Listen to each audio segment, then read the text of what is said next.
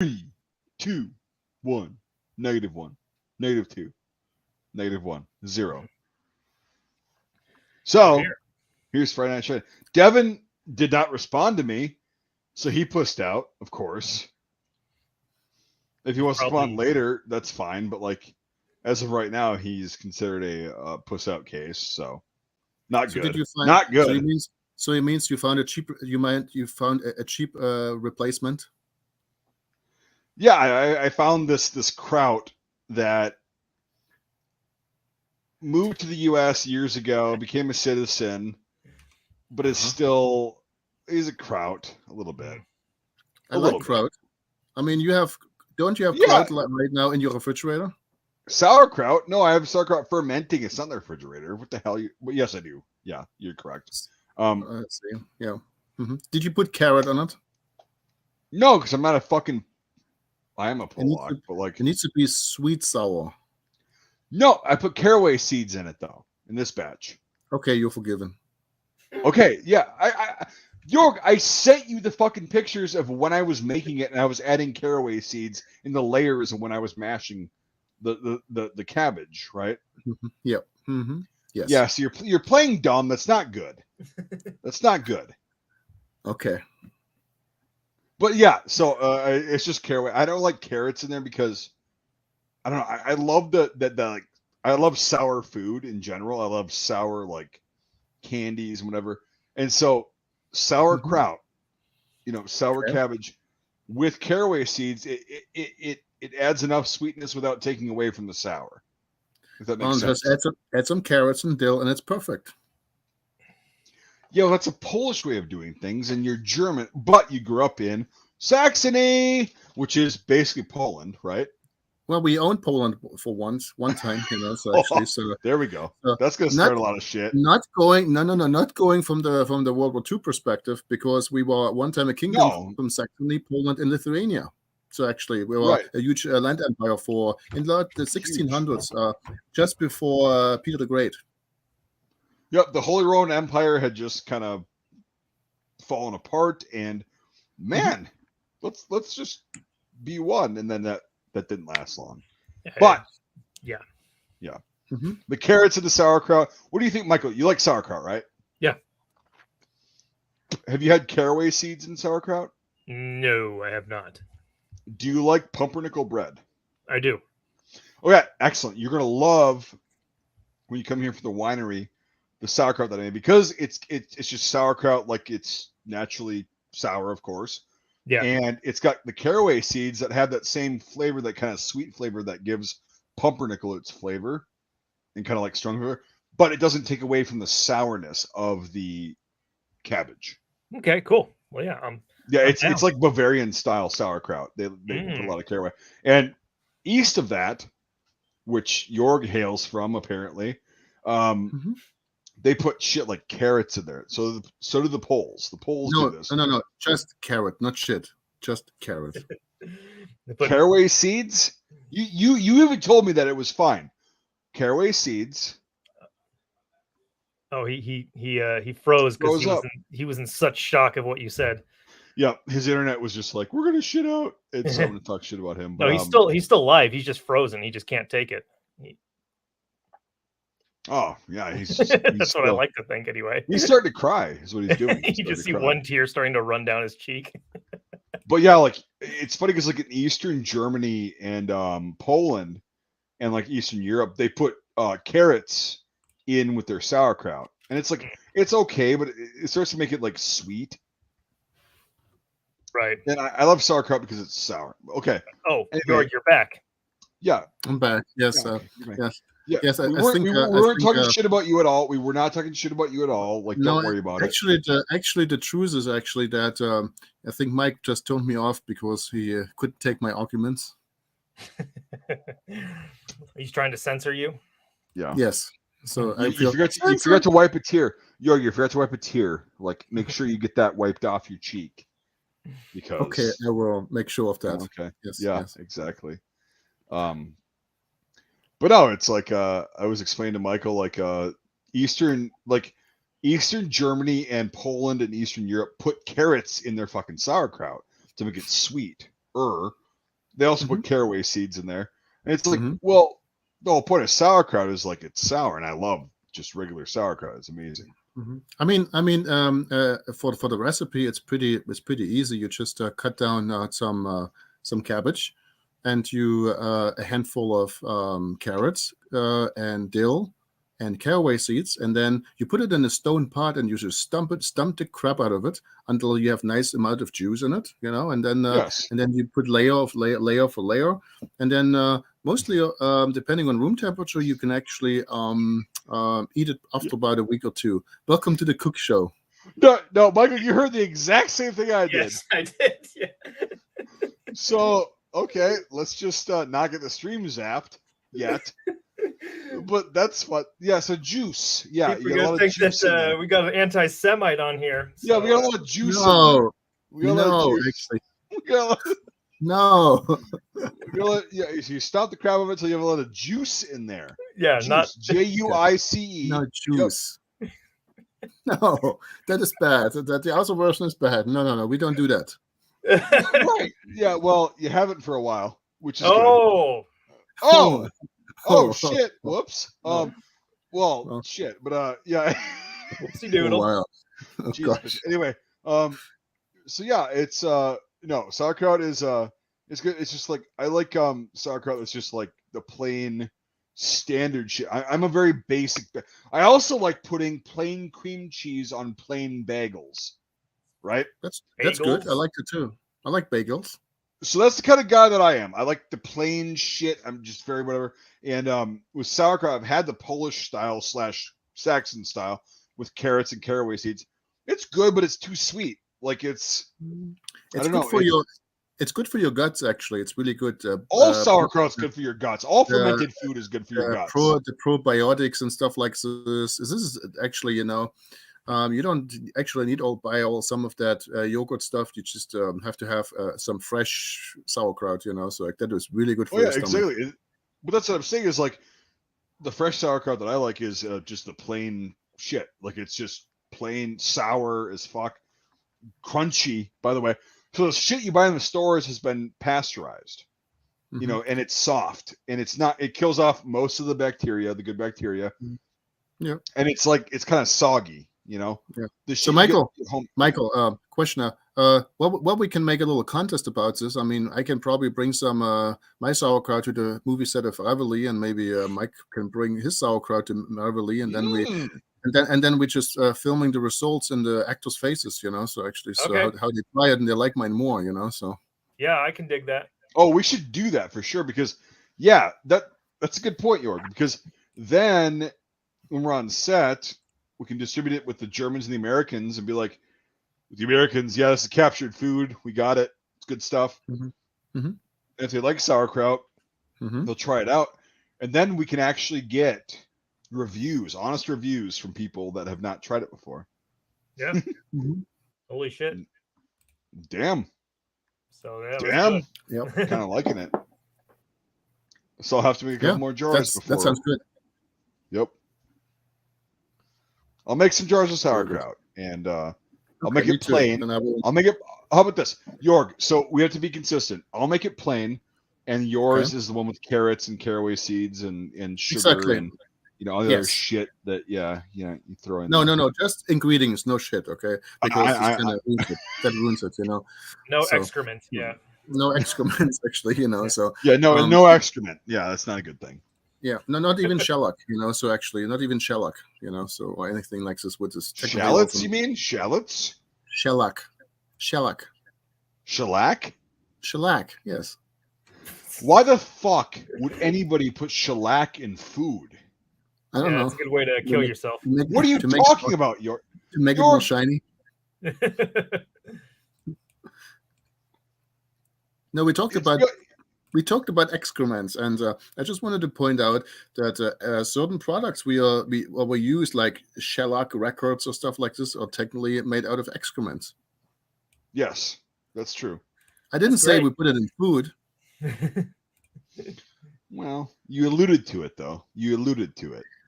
Oh, that's not good. So, it's. But okay. So how about this? Yes. Friendly competition. I bring down my normal sauerkraut with nothing in it, no caraway seeds, no nothing, just the straight up. So So I will actually, yeah, I will make Okay. a couple jars of sauerkraut, Mm-hmm. just normal. You bring down your Saxon/Polish style of sauerkraut.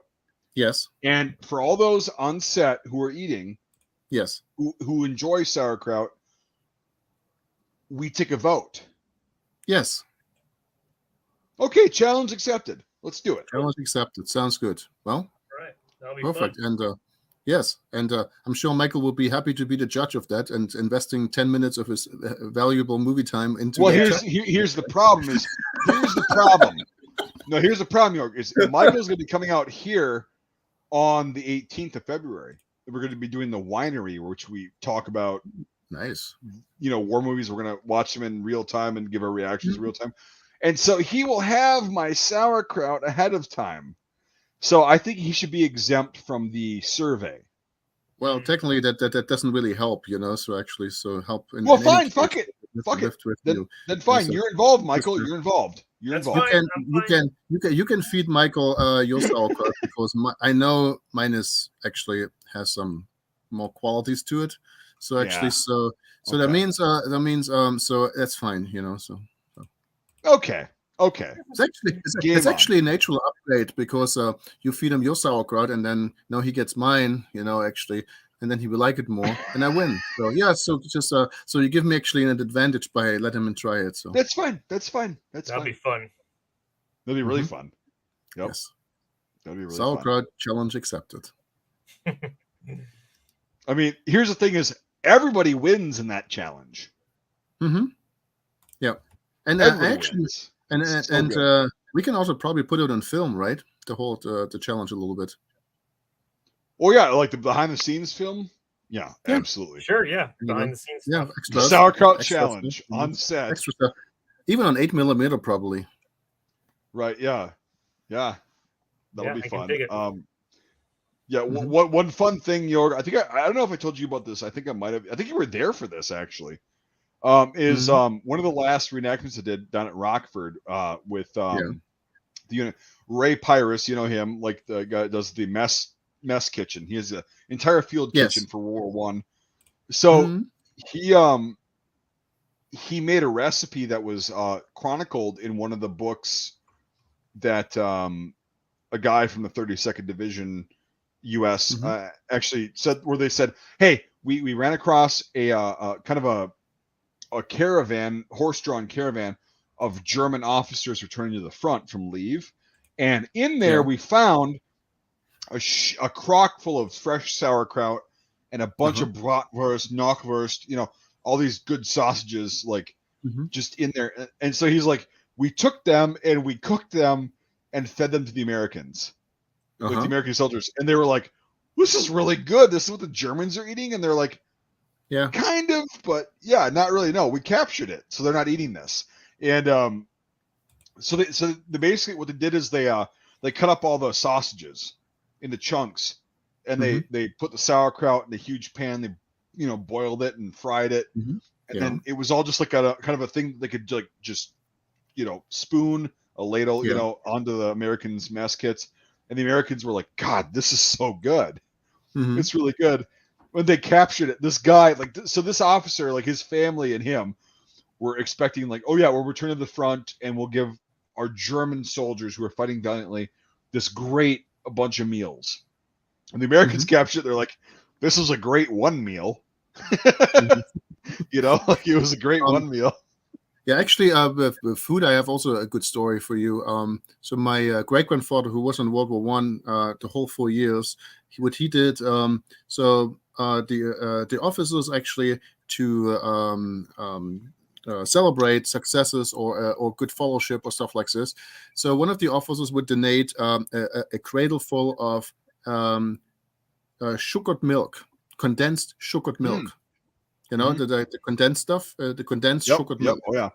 So I know some of us probably now thinks this is pretty disgusting and stuff, but at that time there was if you are in the trenches for weeks getting something sweet like that, this is a treat actually to get. In a can you have, and you may have to share it with somebody like this, and so the officers, they ordered from Saxony pretty much the whole cradle of that sweet milk, and then they are handing it out for soldiers. So what happens is, for some reason, they were facing the French in that time, and to demoralize the thing, they kind of observed, well, we should probably let's actually bombard on the day when they get their milk, their heavy evaporated cream, so they faced a couple of these things, and the French actually they destroyed that case of sugared milk.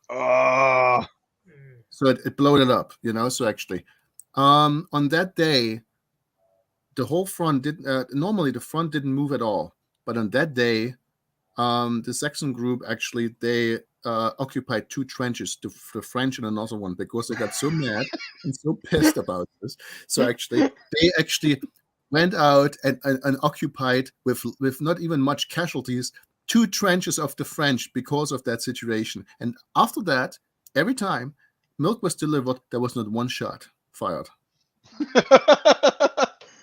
That's fucking hilarious. And even I was able to meet my great-grandfather once a week, and he turned 101 years old. He had a can of condensed sugared milk. I'm sure. The memory and the kind of like it's not that he couldn't afford better, but it's like kind of the memory and like that was a cool story, and would you mind telling the story of your great grandfather coming to speak when you were in the Bundeswehr, and that sergeant had his things not right? Yeah, absolutely. So this is fucking great, Michael. You'll love this. All right, cool. So my great grandfather, he was an officer in the German army in World War I. So he was a graduate from Potsdam, and so he tried to get me interested into army things, to join the forces. And so close to us where I live, we have an army depot, or a training facility for soldiers. And so they had a day of the open door. That means you could go there and you could look at the army and stuff, and they would talk about stuff. And they had the special presentations about World War One, about tactics and war and stuff like this. So we were really interested. So we went there. So you have to know, my grandfather in this time, he was like 98 or 99 years old. His appearance was a dark suit, a hat, a cane, and a mustache. So that's to give you a visualization of that. So good old Prussian officer. So we walked into that, and we walked by some soldiers, and one of them, who was actually a sergeant, he was slightly not appropriate dressed. His jacket was open, pretty much. His head was kind of on sideways, so actually he had his hands in his pocket. And I was just talking to Grandpa, and what he did was the following. So we were walking, and for some reason he did that view like. So you know that certain pissed face what Clint Eastwood makes in some of his movies. Yeah. Before he starts with something and people don't live anymore. So Yeah. pretty much after a while. So what actually he turned around and he yelled out of full throat, "Halt, stehen bleiben." The guy went in attention. Full attention. And he ripped him a new one. He told him that he is a disgrace for that uniform, and in his battalion, he would have been sent on a special mission without return. A lieutenant came by and said, "Well, okay, calm it down. He got it. He got a message. So actually stop doing that, in that time." So stop doing that.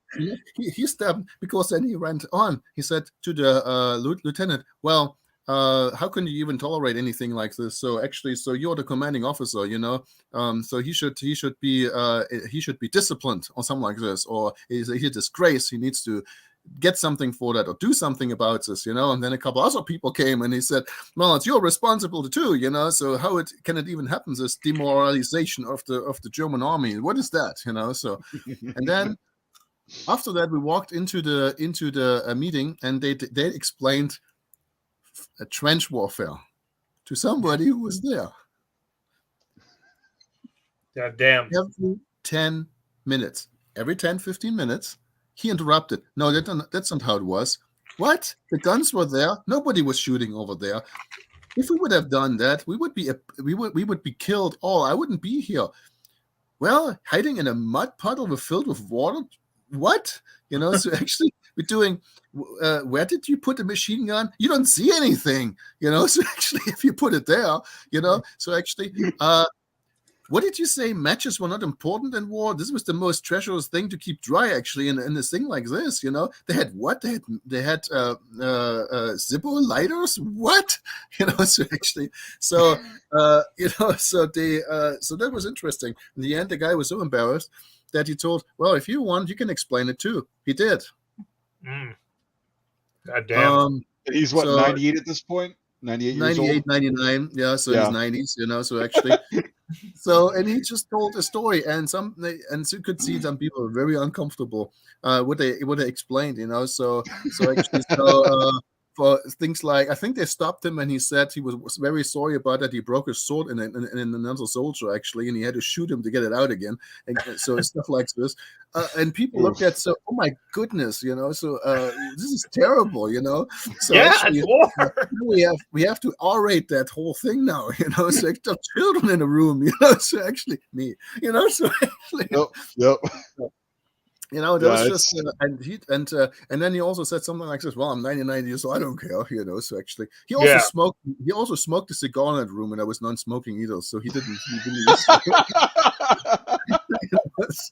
Nobody really stopped him, So wow. Zero fucks given. Zero fucks given. In that time when we were looked there, it was like, oh my goodness, Grandpa, what are you doing here? Well, I just tell him the truth. That's how it was, So actually, right. So that's and many times you just what many people don't realize today is that war is a really raw thing. It is a merciless thing actually where people get killed, and but people have to develop sometimes a sense of humor, which is really bad for people who are not there and understand it. So actually. Exactly. So to cope with the experiences you have where nobody wants to be, So actually, and think this is also what we have in Reveille, right? So we show some of the distress and stuff like this, how this going, and how people sometimes develop an odd, weird way of humor to show that, right? Humor. Some people deal with the humor. Some people get angry. Some people just kind of whatever, and. Yeah, but that's what's going to be on shooting the film is like, there's different ways of coping with things, and your great grandfather, like, he had his ways of coping, and he also had 70 years between the time he was there and that time, doing that to develop kind of maybe a lighter, more easily translatable way of talking about things, but like it's That's funny, like when you told me about with the sergeant, like he's sitting there, and then your grandfather is walking with it. It's like basically Yoda. It's like this is Yoda coming up to you, and then just walking. He's an old guy, and then screaming at you because you're not representing the fucking German army. Like, what are you doing? Hey, get this shit together, or whatever. Oh, so you're his CO? You're his commanding officer? Yeah, you are responsible for that piece of shit being out of fucking whatever. And it's like, well, that's the old school way of doing things, and it's like, well, and he didn't have he was in civilian outfit. He was not in a uniform, and exactly. He was able to get a military guy to stay in attention because he know how to do it emotionally and with a certain amount of push to get this done. If anybody else was going to do that, so imagine that they probably just laughed at it and just moved on or something like this, or.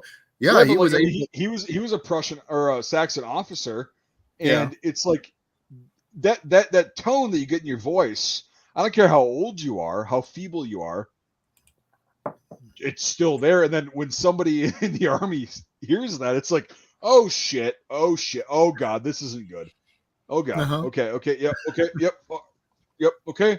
They know the sound, right. It's like a tone that you get in your voice, and it's like, oh shit, this guy has actually been in the German army before. Holy shit, he's old school.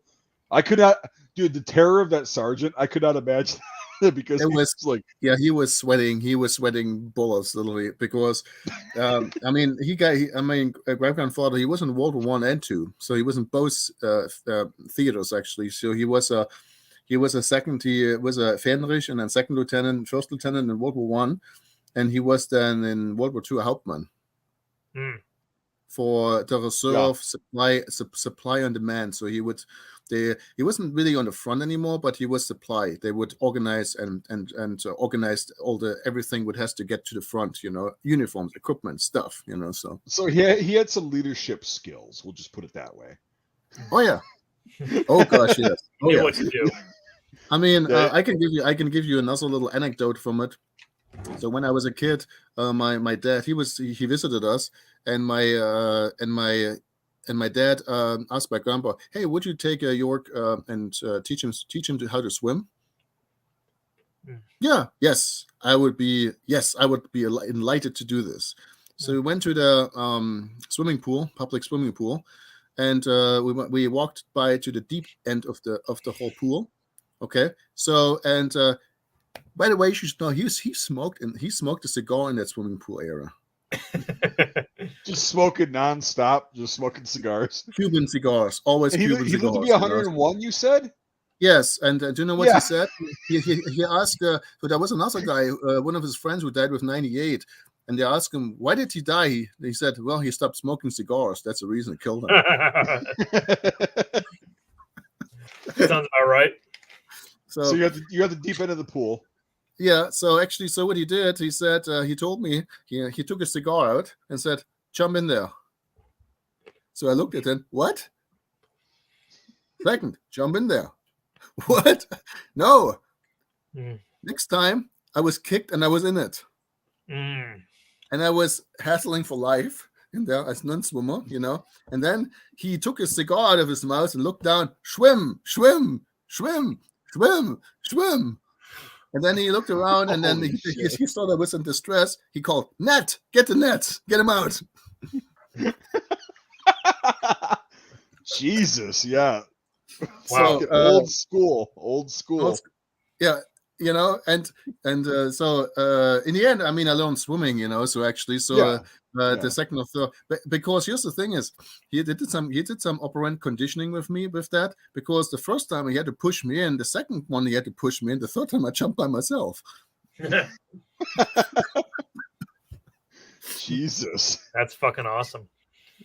You get taught how to swim by a fucking old ass World War I veteran who has just no empathy. Like, get the fuck in the deep end. You're gonna learn how to swim today, boy. Yeah. Yes. Yeah, you're gonna learn how to swim today. My God, dude. Those are both great stories. I mean, here's the things what I learned from him: swimming, yes, So, okay, so basics about World War I. So he told me a lot of stories about this. He also he taught me a lot of old-fashioned things. He said, a true gentleman has to know how to dance. So that was important. And do some sports and fencing. Fencing? Yeah, he taught me fencing. So actually, I had a lot of blue spots from that. Where's your scar, Jörg? Yeah, where's your dueling scar? Well, that's actually no. I actually won my duel in my fraternity, so I don't have one. Sorry about this. Ooh, shit! It only took 30 seconds. 30 seconds because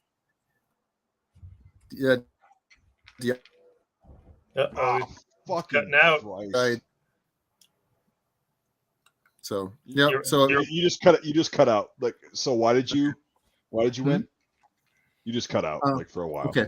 Yeah. So pretty much I didn't have a score. I was in a fraternity as a student, and one part of the challenge was to call somebody out for I think they call it in Germany a Mensur, or it's called a duel. Okay.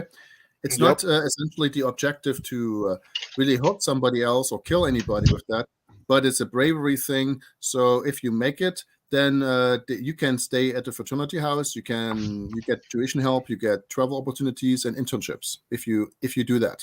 So we got trained for about 6 months to do that, and after 6 months of student fencing, we were allowed to do that, and then I would challenge somebody. And it meant, in the old days, it meant when one guy says, "I'm giving up." The modern version is, as soon as one thing of blood is flying, it's over. So we had a full outfit. So I had goggles, I had a brace around my neck, I had all protection all over the place. So the only way I could get hit was my pretty much shaved head, and some areas in my face and stuff like this.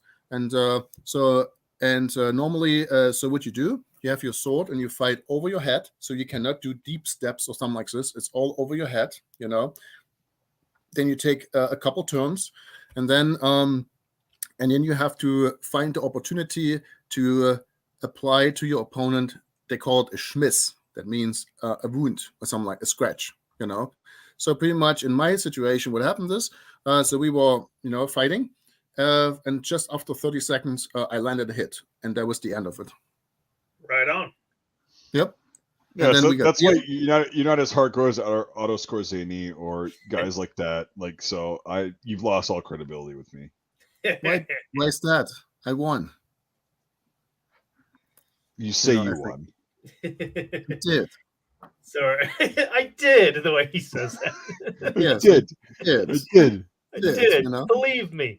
Believe me, please believe me. Please believe my stories. It's like Baron Munchausen. I'm flying on a cannonball. It's all true. It's all true, and nothing's a lie.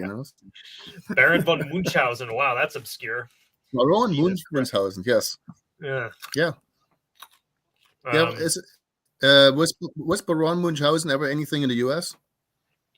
I know him from the movie, but I don't know anything else about him. Okay. Yep. No, that was just childhood stories. We grew up with, so like fairy tales here. That was just a storyteller. So it's fun. Right. Is Baron von Munchausen? Is that like an old tall tale in Germany or something? Yes. It's pretty much. So he was known as the Lügenbaron or the lying baron, lying because he would lie about stuff, but he would always claim he would tell the truth, So he would tell like stories. Well, I was riding on a cannonball, or one time in Russia, I met a general, and during a battle, the top of his head was detached by a sword, and they put a metal plate in with a valve. And every time he was angry or he needed to release pressure, he would open the valve and it would steam out of it.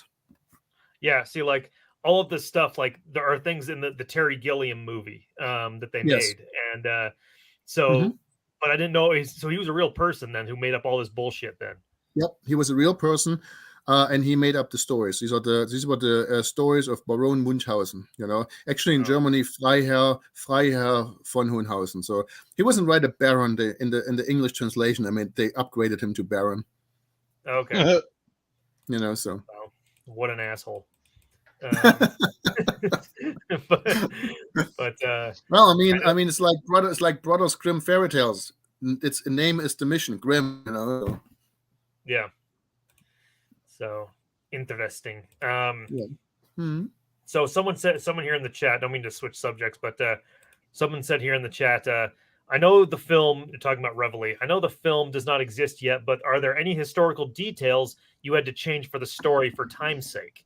I don't think so. I don't think we did. No, we haven't changed anything. All we do is we added a bunch of shit. We've added a lot of stuff, which is that really was historically accurate because, like the time frame is late 43 in Italy, which very few films even touch on or even acknowledge existed. And so we had to research, okay, at this point, what would the uniforms look like? What would these guys be carrying as far as gear and weapons and all that stuff?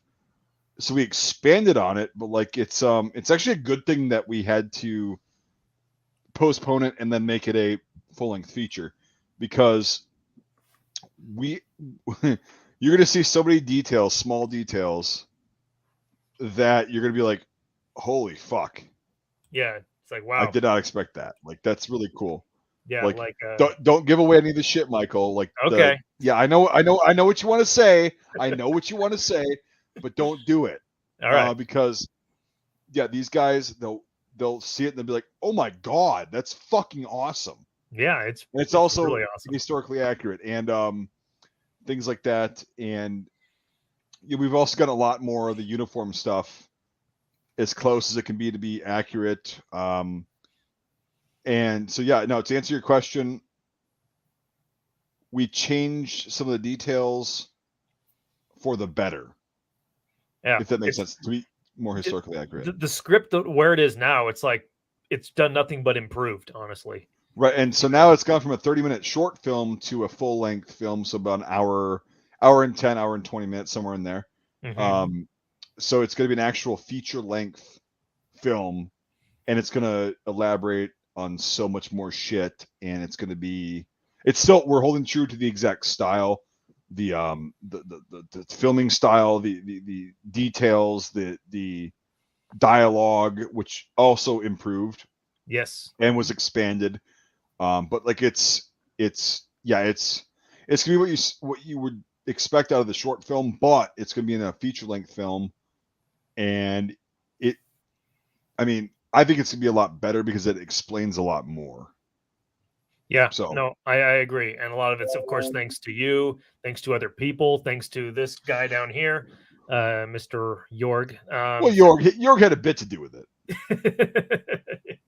Yeah, maybe a little bit, so I'm trying to help out, so. His little 70s comb over, his 70s Germany comb over. Someone said here, the same person said, how long is it going to be now? So about an hour and 15 minutes. I just answered that. Yeah, Bull Moose, he's a longtime viewer. He just retracted his comment. Well, but the difference is, Mike, they don't believe you because of your past, but they believe Michael. So if he says it actually, then it's believable, So sure, that really says something about the audience, to where the host they don't believe, but the guest who they hardly know. It's not good. It's not good. Yes, it's not good. Yes. But good shit. Yeah, good shit all around. Yeah, for sure. But like a Bull Moose, we're not overhyping it. Like when we talk about it, it's like, dude, we're all history nerds, okay? Mm-hmm. And Michael's got professional experience with, he went to school for this at a very prestigious college. Mm-hmm. A lot of the other people on the crew are extremely professional, unlike me, and they these people, a lot of experience, and the actors that we have are experienced, but they also they get it and they're into it, because they're really not going to be acting; they're just going to be kind of playing people, right? Which is very similar to themselves, even though there's a lot of characters where it's here's how you have to do things. We know that, but it's going to seem very natural, and it's kind of like the trailer is well. Okay, that went by very quickly because it was just watching, 3 minutes or however many minutes out of something that could take place. So, yep. Yeah, it was really interesting. I'm involved right now with training with the German playing actors, and some of them who they have advisors or so who help them acting, and they always ask me, so how do you want them to act? How do you want them to act? So I usually tell them, I want them to be themselves. I don't want them to do any artificial stuff. I want them to feel like you are in a very stressful situation. How personally do you feel about this, and how would you react and respond? Mm-hmm.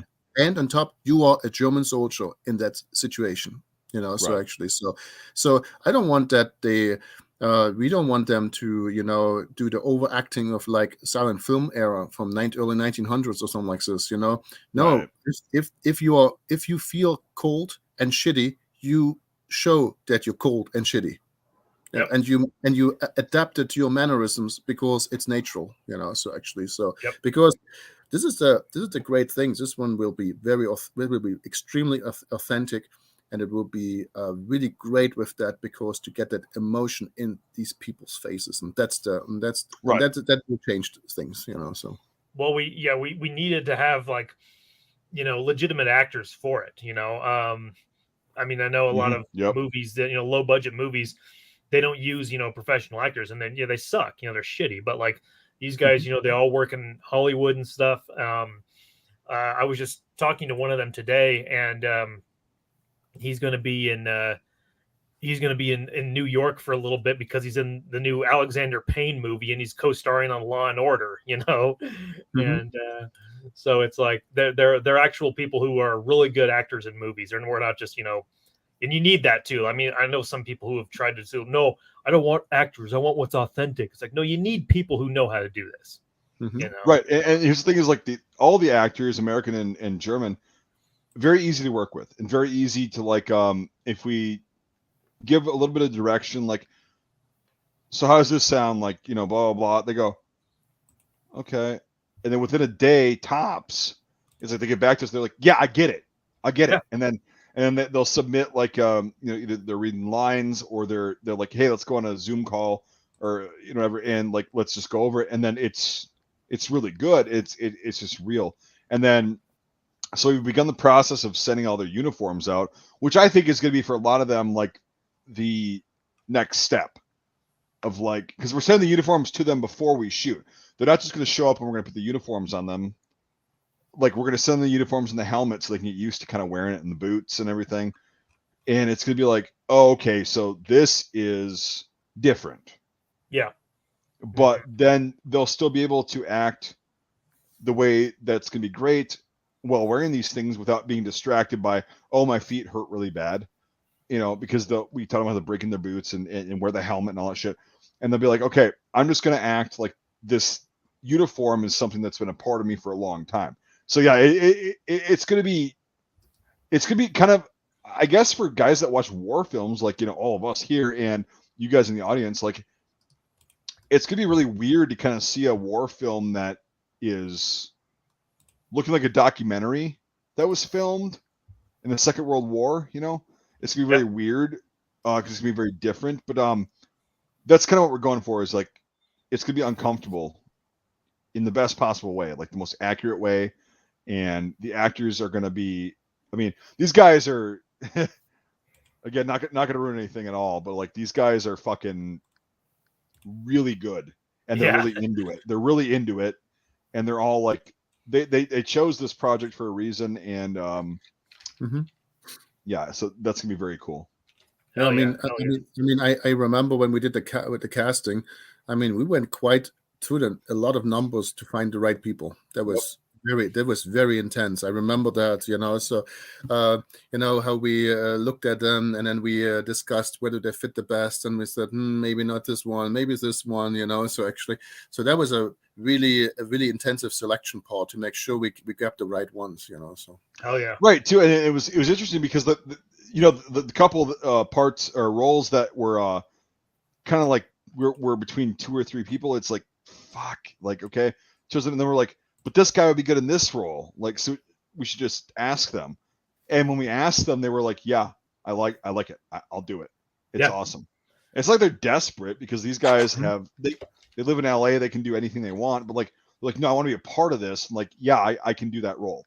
Yeah. And, after the casting and everything got kind of set, these guys are doing a great job. So yeah, it's going to look very awkwardly, kind of uncomfortably real. But when you get kind of past that, I think you're going to be very, very impressed of, like, yeah, you're in there. You're in that moment because these guys are in the moment. You guys are going to be too. Hell yeah. No, absolutely. The past few meetings that we've had, because they've been working on their accents now and stuff like that. It's just been like, whoa, you've really come a long ways, and stuff. So yeah, and it's getting really real. Like, it's kind of like, okay, well, that's interesting. And then, and so I will divulge this little bit of information for you guys that are watching and will be watching subsequently. We are going to be doing something that usually is not done on set. We're going to be keeping the German actors and the American actors separate until they meet on screen, on the filming, on the set. So that's something that we decided very early on, because we want to have natural reactions. There's a lot of, like, the script itself there's a lot of uncomfortable moments, which are very realistic. We don't want people to know each other and like just kind of go through the motions. It's like, for example, if somebody's getting searched, we don't want those people to know each other outside of that moment. And so when somebody's getting searched, they're like, I don't know what the fuck this guy's going to do. Mm-hmm. I don't know what, I don't know what's going on. I've never seen this guy. It's very intimidating to see somebody in a military uniform, by the way, a combat uniform. It's very intimidating to see somebody wearing, a belt, equipment, a helmet, or, having a rifle, all that shit.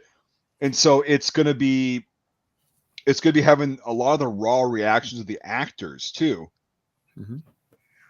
Absolutely. In these scenes. So that's how we chose to keep the German actors rather, and the American actors separate. So that's one thing you can look forward to, is getting actual raw reactions instead of like forced reactions.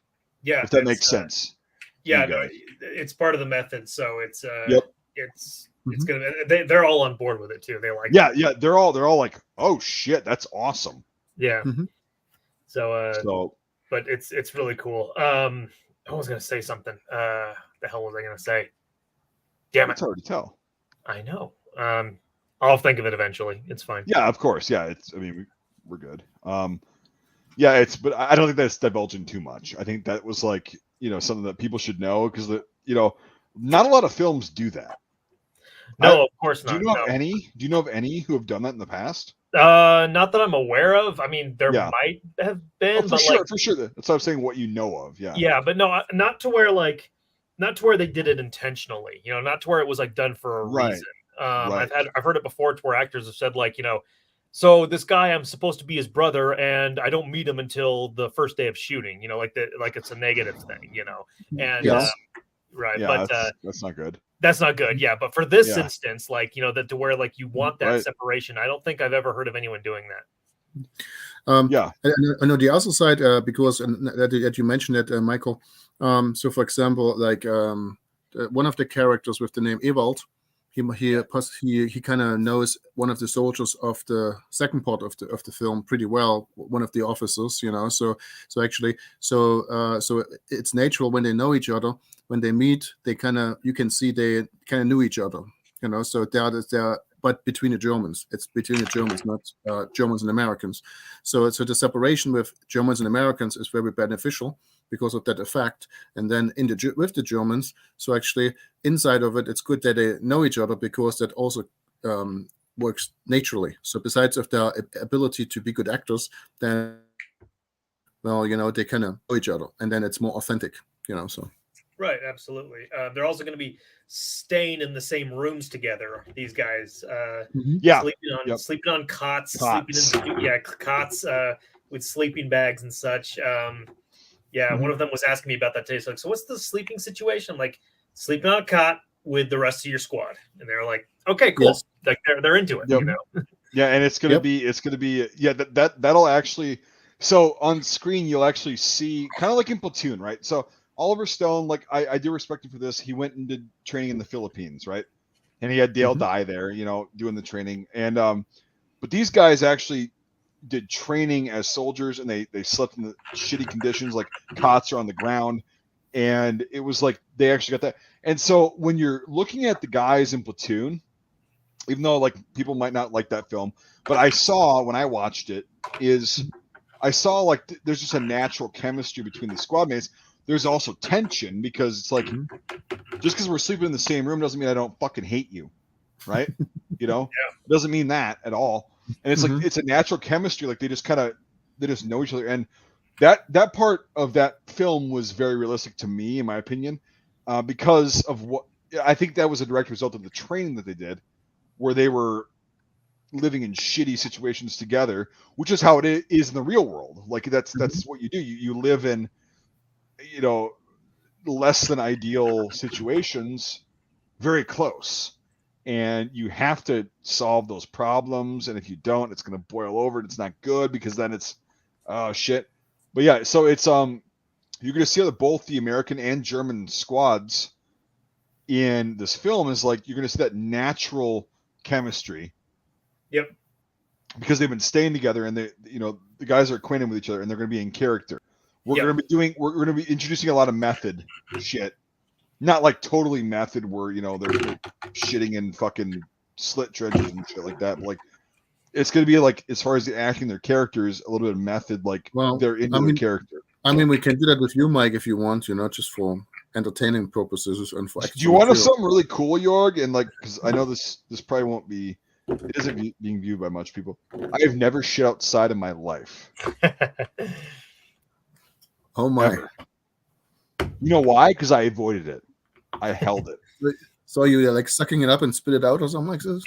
No. So so in basic training, right, when I had to hold it, we were out in the field. FTX was the week long at the end of AIT, or like our infantry training.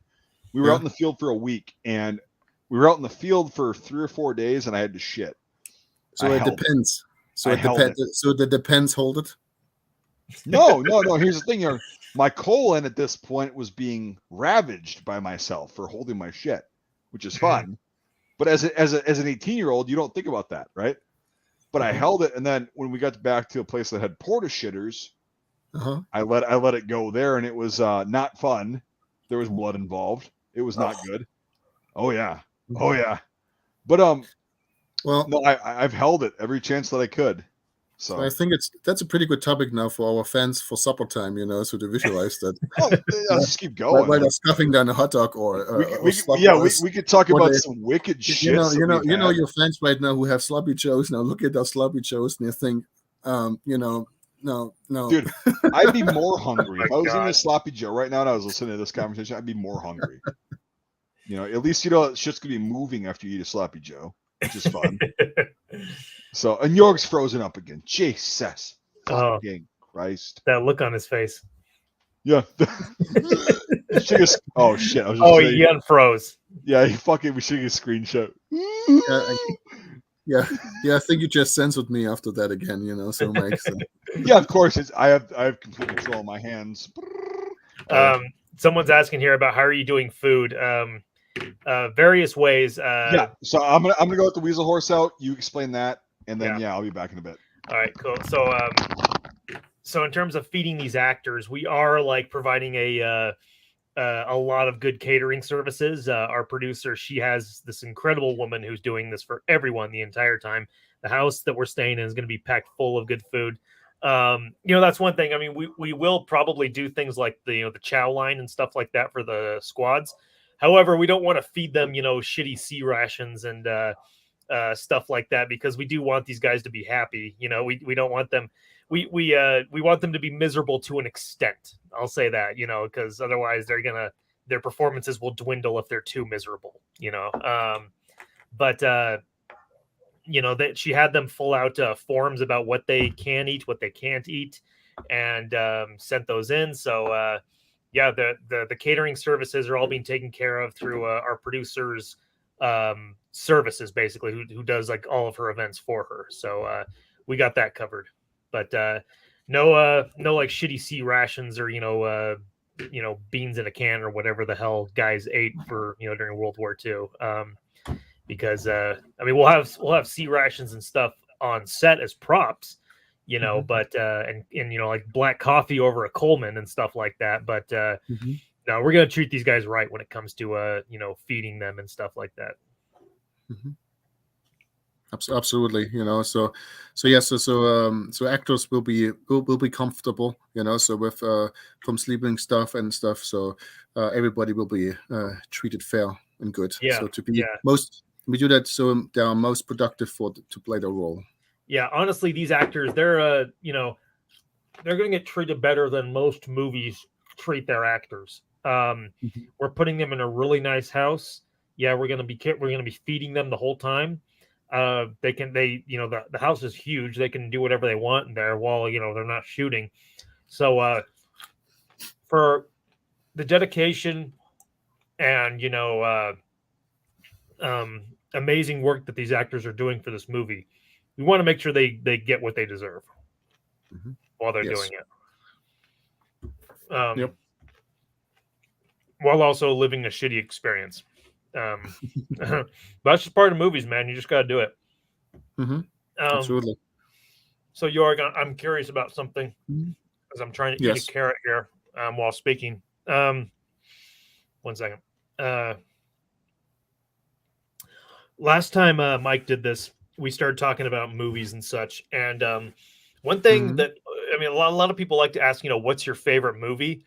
Which is always, it's still kind of a hard thing to answer, but there's a lot of people that have like that one favorite movie that they love. Although one question I find more interesting is, what are some movies that everyone universally seems to love? Like they're famous movies, considered great movies, critically acclaimed or whatever, but you don't like it. Like you have to have some. Like, are there some movies that are considered great, but that you just don't get it? You just don't like it. Are there any that you have? Yeah, I'm not a big fan like of Miss Doubtfire or stuff like this, because so I'm not a very big fan of that one, so actually, so I just don't find it. It's just not funny, in my world. So actually, I like Robin Williams as an actor, but in this one, or something like my big fat mama or something like this, or that stuff. I find it kind of not really appealing Interesting. to me. Interesting answer. Or too choosy romantic novels, if they're too much, so actually. So or some of the cushy, not all of them. I mean, I like Hallmark movies, but some of them where you already know exactly who got killed. Okay, who did it. You kind of know it already, and then there's that artificial tension in it what they create. So besides of just a la la la, there's a little, and then they kind of do la la la again, and then you're wondering, why did you waste your 2 hours of life for that? I've asked myself that many times. Mike, while you were gone, I just asked, the question that we did last time with what are some movies that everyone loves but you don't like? I asked Jörg that, and the first answer he gave was Mrs. Doubtfire. Oh, okay, that's valid. I was not expecting that answer though. No, because my answers were totally different when we were doing this, like on the way down to was it Iowa or Illinois? I think it was Iowa. Yeah, it was Iowa. It was the second, or no, it was the first time. I don't remember which one it was. Yeah, it was a road trip. We were driving on a freeway. So what was your answer, Mike? Mine, Watchmen. Okay. Yeah, he had a few of them. He told me he didn't like Terminator very much. Yeah. Which really got to me because I love the Terminator. Sure. Yeah. You know what I kind of actually more fun and more interesting. So now that I'm involved in the Ravelry movie, what it does, it makes me watch movies differently, and that's kind of an interesting thing. I love that side effect, So, for example, we watched a while ago. We watched like Walking Dead, where I always thought it was really good acted and really good stuff, Oh no! We shot a trailer and all these scenes with Brando and stuff like this, And then I compared our actor, how he interpreted death and dying or being hurt, with somebody who just killed a zombie in one of some of these episodes, and I just thought about myself, that doesn't look real. The blood doesn't look real. Well, of course emotions are not real. So actually, I started really like Negan in the end, so of Walking Dead, because he was a cool dude, he was brutally. Negan? Oh, Jesus Christ! And it's more, I thought, well, it's not. Why don't anybody finish the cop guy, so actually in the end, so he's so dumb in some of these areas, so actually now I'm just watching movies differently, and the interesting thing is I showed the trailer to my mom in Germany, and she was really excited actually about it. Good. And now she asked me, so so let's watch another movie, and you know what she started to do? She said, so we watched that one German film, with got good reviews and stuff like this. And she said, this was really shitty acting.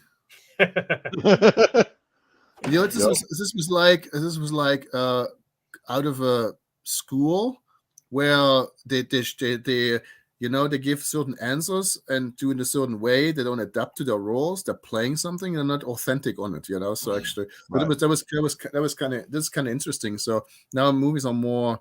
I'm looking for. Did they just act or did they feel it? So. Well, yeah, acting is hard.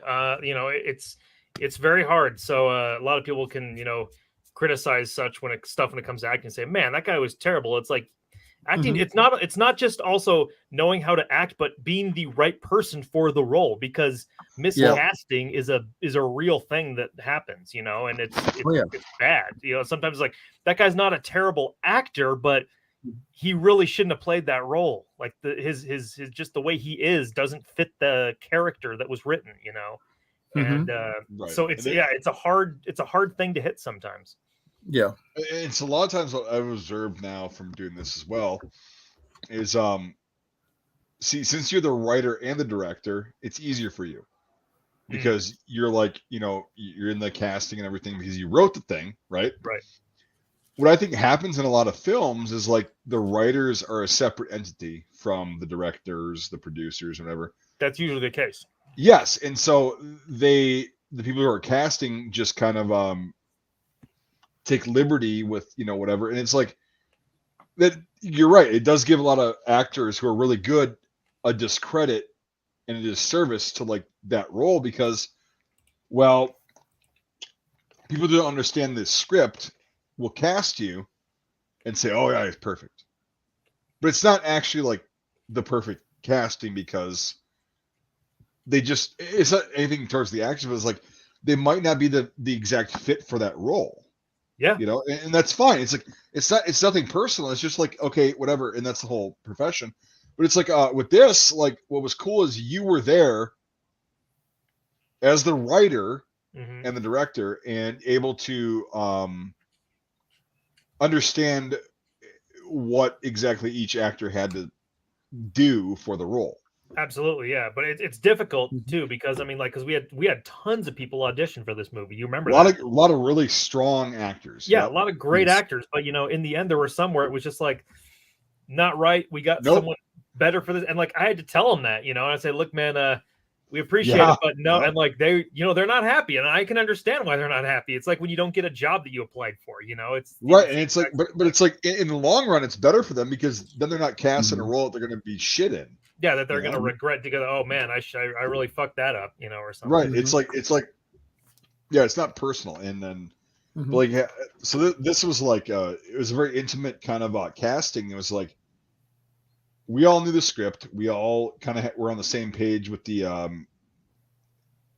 overall kind of idea of this film, and we generally there's a few actors that we had some discussion about, like serious discussion, like I don't agree with this, blah blah blah. But like eventually it came to like we were generally on the same page, like all of us, and then the actors, some of the actors that we were like, yeah, I don't know, but like, could they do this role? And then we contacted them, and they were like, yeah, of course, and it's gonna be great because of that. But I think what was weird and like whatever is like we spent more time and we were a lot more intimate with the actors and the writing combined. Yeah. So we all knew the writing. We understood the script. And so I think that might be a flaw of like these big productions that have that separated. And like, yeah, they might have read through the script once or whatever, but like I think, and I just have a good feeling about it, man. It's like, so everybody that's cast is really good, and they're also on board with it. They love it. Like, we've changed the script a few times, and it's they're just like, yeah, great, I love it. Yeah, I haven't had one person that's like tried to give me bullshit or anything about it. So no, nothing but positiveness coming from it. But right, yeah, and some of the script is very. It's kind of this guy gives you sometimes BS, so actually, but that's in his nature, So. Well, sometimes you got to get BS to move forward. So I appreciate the BS that I do get at times. Well, he was pointing at me. He was pointing at me, but hey, I know he's got to he's got to pick on somebody, and you're an easy. So here's the thing: is like taking shit from a kraut is like getting hit by a toddler. You know, it's like it's not a big deal. Okay, well, you know, okay, whatever. You do your thing, whatever. Whatever. So that's like how taking shit from a crowd is. Like it's just. so toddler or something like this. Okay. Yeah, no, it's good. Yeah, but that's right now. My life is the movie, and it's just it's crazy, and yep.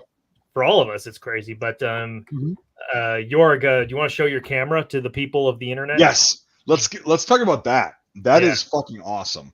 The camera.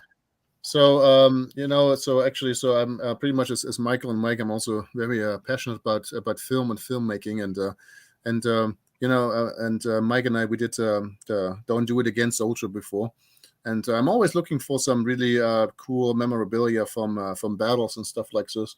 And so when I was in Europe over Christmas, I acquired a really rare camera, pretty much. And here, this is the one, and this is called an Ernemann camera made in 1916, and this camera was owned by filmmaker Wolfgang Filzinger, who actually filmed privately and for the state front events actually in World War One, and so some of his movies were later on made for or used for the Messner Nüssli wheels in Germany. But some of the movie clips actually were also identified from him in They Shall Not Grow Old. So it's kind of interesting. So there's probably a possibility that this camera may have filmed some of the scenes actually of that, because this was his small front camera. And how this one is operated, it has a crank on the side. So you kind of hand crank it. So you hand crank it actually, so that keeps it in motion. And inside what you have when you open it, and I put a little bit of film in it. So you have film cassettes inside of it with 100 feet of film, which covers about 2 minutes, depending how fast you crank. A very easy point and shoot camera. Doesn't even have anything to focus it on. You just hold it on, and with a wide angle lens, you actually shoot these films. There's no viewfinder that you can look through in it? Nope. You just point it at a direction, and roughly you hope you get something. Okay, interesting. So you get enough training. So you just keep cranking. You know, just hold it roughly in a direction, and you crank. And he said, well, Filzinger, he said, well, everything else on it was distraction for him. So because he had to get the right moment he had to guess when an explosion comes off, and just adjusting and looking through viewfinders and other stuff just took time. So he just took them all off. He just got really good with his camera, and he knew when he was facing in a direction, it would exactly produce what he wanted. Huh. Damn. You know, so yeah, these they had to make these things useful. Besides of it, you have to have the thing on a tripod. That means imagine you're on a trench with everything going on. You know, shooting, firing, people dying and stuff like this. And you're standing with a tripod. He fucking froze. Give him a minute. Right, we're talking about the most... Okay, there we go. Back. Sorry, Jörg, you froze again. Okay.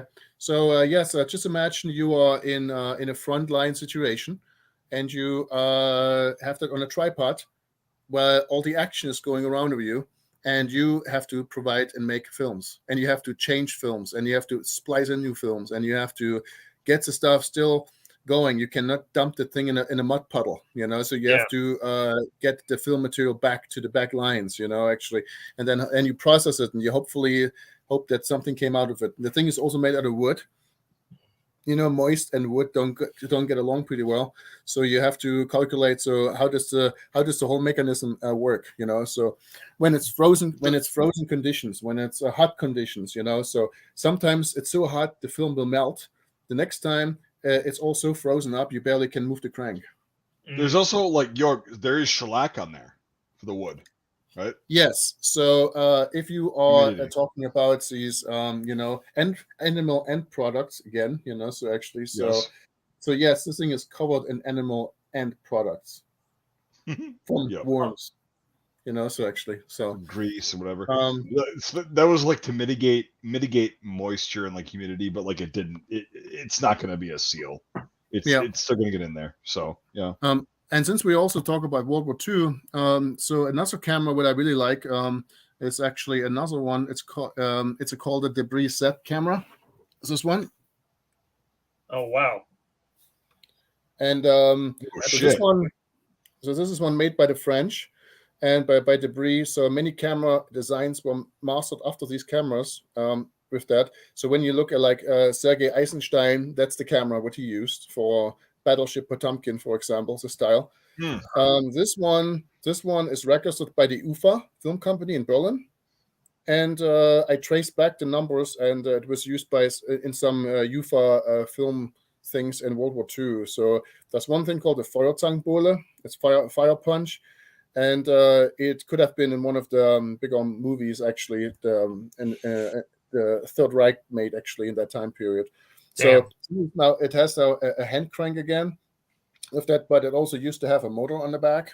So actually where you can electrify it for sound film. So with that, so pretty much my passion is in these cameras. So I'm sure here and there we will able to change to maybe do a scene or something like this, or help in the background a little bit. So I'm sure there will be something done for Reveille. Well, yeah, I mean, you gave me that Bolex for Christmas, that old Bolex. So I'm gonna have that when we're shooting the movie, just as my personal thing that I'm gonna have. So yeah. Since we're also very detailed with the Reveille movie, I also want to share something else. So we're going to produce Soldbücher or Sold books actually with that, and pretty much a very interesting thing about this is at the day of the shooting, we're going to use an old camera, this one. Oh, okay, cool. Camera. Oh yeah, to make the passport pictures with that, because a digital picture looks different than a real picture or an old authentic picture. So it's going to be photographed on film, on orthochromatic film. It's going to be copied to real Agfa photo paper. It will be processed with new old stock photochemistry from the 1940s to give that original look of pictures when they came out, when they were new. So we're going to have in one of the bathrooms for a certain time, a little dark room where we're going to make pictures actually of the actors, and then attach them to Soldbücher to make them most authentic. So interesting thing, this camera, for example, is from my ancestor, Johannes Rochlitzer, who took it to Russia and back through the whole war. So it has a little bit of mileage on it too. So and since we're assuming that people had different backgrounds and stuff like this, and I don't want to have them look like coming all from the same camera, all these pictures, because they were shot all over Germany in jurisdictions. We're going to use another camera too. What I highly recommend, if anybody's a camera collector out there, you can use the Leica, but you can also use a context camera. So this one was another one. So my grandfather used this camera and this one in World War II. So both are restored and they will look a little bit different. And this also will contribute to the authenticity of elements, what we actually are doing with that, so for the film. So we want to make it as authentic as possible, So we're even going so far that the actors who have Soldbücher or stuff like this, they all have a military backstory. Where did they come from? And this also reflects pretty good to some of the biographies of the people and the actors. So to be authentic, so as to be as much authentic. And the stories are very important, because this is where we're going. We're telling personal stories of these people being at this time and this place. So. Yeah. No, absolutely. It's all about those details like that. So I mean, it's so cool. Anyone else would have just done a digital render with an effect or whatever like that, but no, not this fucking movie. But yeah, so cool. And when we shot that little thing I posted, that little Reveille teaser showing the Bernhard line, that was done with footage that Jörg shot. So That was fun too, because like, you know, you and I were sitting there playing Americans, you know, for the Germans to like go up against and like try to ambush. And it's funny because like at one point, I remember you said when you came up to me in the last kind of thing, you're like, Jörg's just walking down this trail just nonchalantly in the German uniform, and he's like, Michael's like, what is he doing? I'm like, well, he's getting shots. He's like, yeah, but he just looks like so like relaxed. I'm like, yeah, it's fine. Like, just let him do his thing. And then shortly thereafter, we had a engagement with, you know, some reenactors, and we ran out of ammo. And we did that, and I fell down, and I was like a casualty. I was like dead. And Jörg just walks up, and he just goes,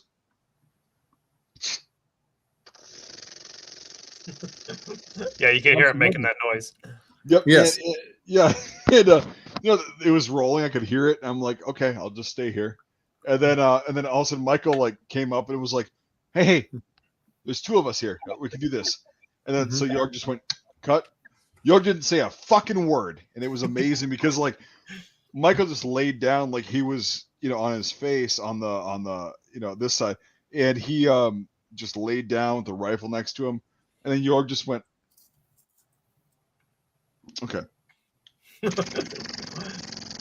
I gave him a direction without saying anything. Yep. Exactly. Exactly. Jörg did that, yeah. And then he just walked out. He goes, I have to change my film, and then he was gone. And it was like, but he did that to the whole event, and like, that's how we got a lot of the good footage. I mean, I got comments on that saying, you know, like crazy seeing actual footage of a dead American bodies, right, and stuff like right, that. You know? Right. It was really real. Like, no, yeah, because I went down and I was like, I was so fucking tired and like dehydrated, and I was just like, well, here's the thing: is I was when you use these old cameras, and if I would have said anything and I would have gotten any directions, then an interaction with you guys or giving me an emotion, I was worried about it could be unauthentic because you were so much into your thing, and if I would have interrupted it, you know, because this is also what I feel like with a good camera person is, or also a good director, and Michael does that. You know, hey, if there's a cool scene in front of you, you just shoot it. You just get it. That's why we didn't talk to you. Like I mean, I said all I said to you, and I was just kind of talking was I was like, oh, okay, Bloody Corpse number 2. That's all I said, and I was like, I get it and whatever, but like that didn't change anything. But like that's all I said, and then Michael was like, hey, hold on, wait, and then he got down in there, and it was, and you were just sitting there in your mode of just looking and observing, and dude, that footage, like, yeah, it looked because like I've seen a lot of those original film reels of like dead bodies. Like they're not like they're looking like it's a real like it's not good. Yeah, it's like a real like unideal like pose, like when you think of a dead body. Right, and all you needed to add was the flies, which we fortunately did not have because that would have driven me nuts. But I would have still done it. I would have still done it if there was flies. I would have still like. But like it's you know, so that kind of thing, like, and Michael laying down and like whatever, and that's why like there was a lot of people even on my shit that was like, is that real footage of like the GIs? Like I've seen a lot of the footage that looks like that. I'm like, no, that's me. Yeah. I usually, like, what? Yeah, I usually see it as a big reward. You know, when the scenario is perfect, and you guys did it wonderfully, yes. You know. So actually, you got great corpses, you know. So actually, I find it as a pretty big reward if actually people say if they cannot make a difference between old and new. Right, exactly. And like the whole thing is like when I fell down, my belt came undone, which was I did not plan for that, but I just let it happen. And it was that happens, you know. So the belt comes loose, the pants come open, you know. Fat or whatever. But like no, like I was laying down like, but here's the thing: is like it looked like the Germans had searched us, right? And that's why the camera guy was taking pictures of this because it looked all fucked up, like just gnarly and whatever. They had searched us, whatever, and no, that was when I watched it, I actually got chills. I was like, Jesus, that looks really real, but that's me, you know, that's Michael. Yeah. I remember we did that, like we were fine and you know whatnot, and like the image of you laying there, like you look like you have rigor mortis. It's creepy, you know. It's right, for sure. For like, I look like I've been dead for a while, and you like laying face down, but like you're face down, like in a position of like a guy would have just fallen and then been like, and then died. Like you're done. Like you're coughing up your blood.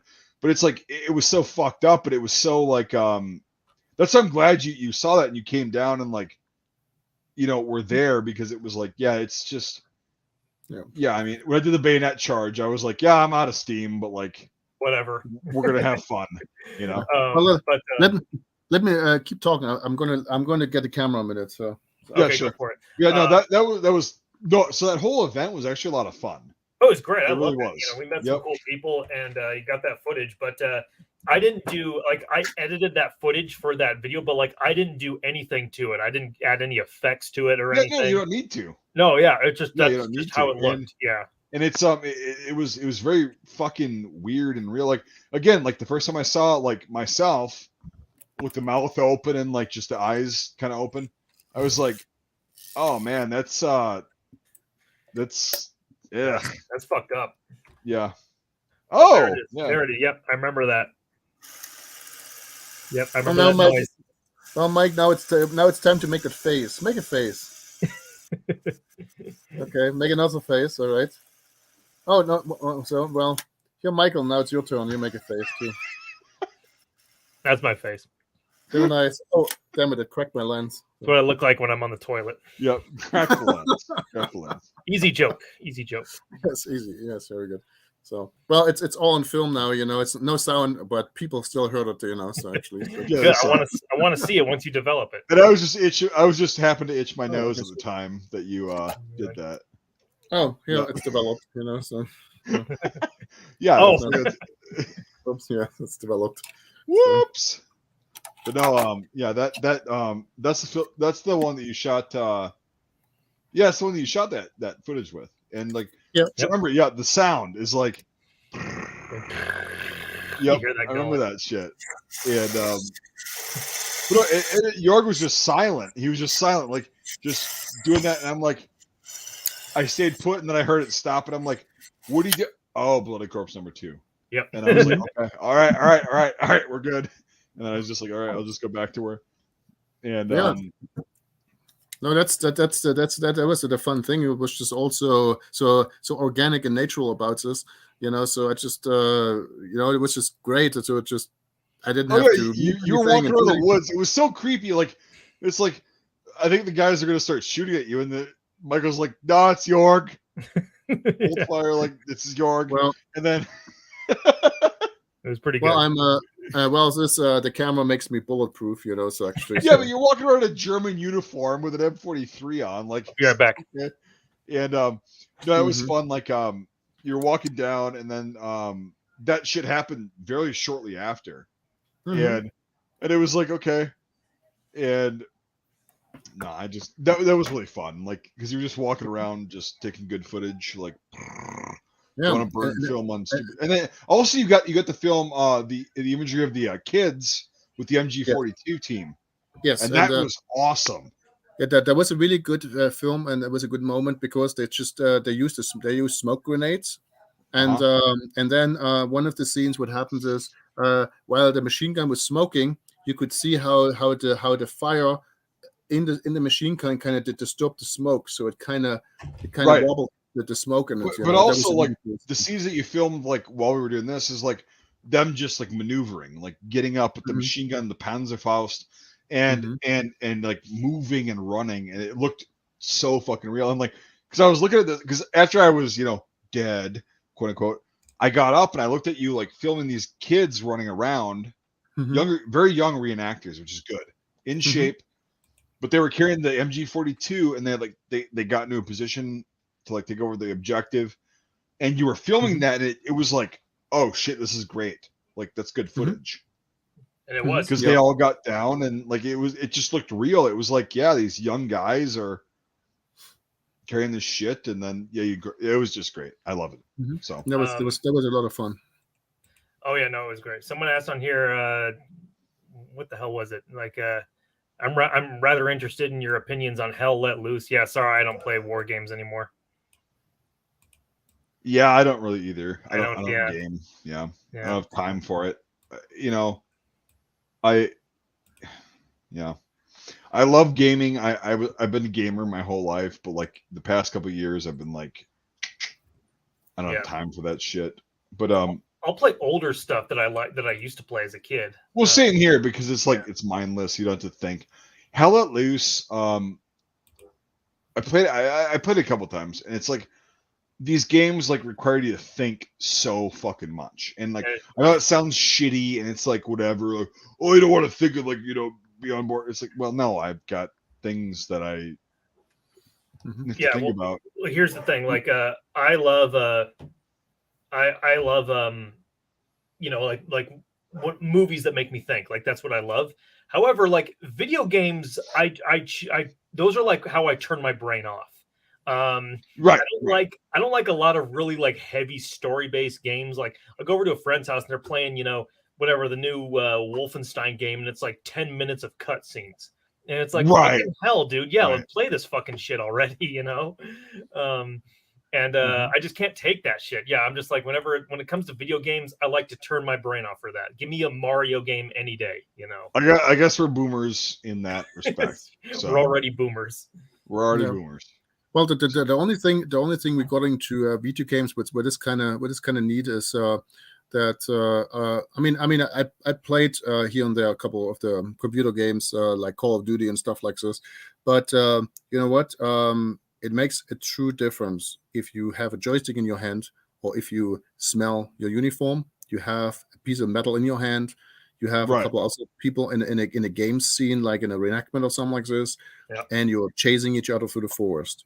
So this is you kind of, or in an attack, you can feel it, you can see it, you can smell it, you're hot, you're cold, so you have a really authentic feeling about this, so I would say maybe a computer game could be the gateway drug, so actually, and then you get into really experiencing it, because you can feel the wall and the interaction and also real people actually, so to interact with, So I would say that's probably the interesting thing about like Battlefield 1 or something like this, So it brought a lot of people into the reenactment world as well, to wanted to feel that, So actually, but I'm also not playing a lot, So actually not much. Yeah, well, and like like when I was younger, I played like Medal of Honor and stuff like that. Oh yeah. But I mean, I don't know. I find anymore, like, especially like, war games that come out today, it's just trivial. Like when you are so like engrossed in the history of it, that's all you think about. And it's like, you just can't like get into the game, like part of it. It's like, well, this wasn't really a game, and it's just kind of hard to take it seriously, So at least for me. It's I also, video games are escapism, right? So as a whole, and it's like I play video games, so like I'm not like going, oh, you shouldn't do that. But like it's when you want to escape reality, you play video games, and I think if people are like so invested in a fucking video game, like Hell Let Loose, Call of Duty, fucking Arma, which is another one. It's like, well, or Escape from Tarkov, which I bought and played for about 2 weeks and then fucking said no. You're trying to escape something that's called reality, and it's okay. Like I get it, I've done it, but it's not good. Yeah, but it's kind of bizarre because like you're trying to escape, reality, but it's like, is there anything more real than war history? Like things that really did happen. So it's kind of a weird contradiction, and sure, kind of leaves a bad taste in my mouth sometimes. But it also it creates a bunch of people that think they know what they're talking about because a video game said it. Right, there's a lot of that.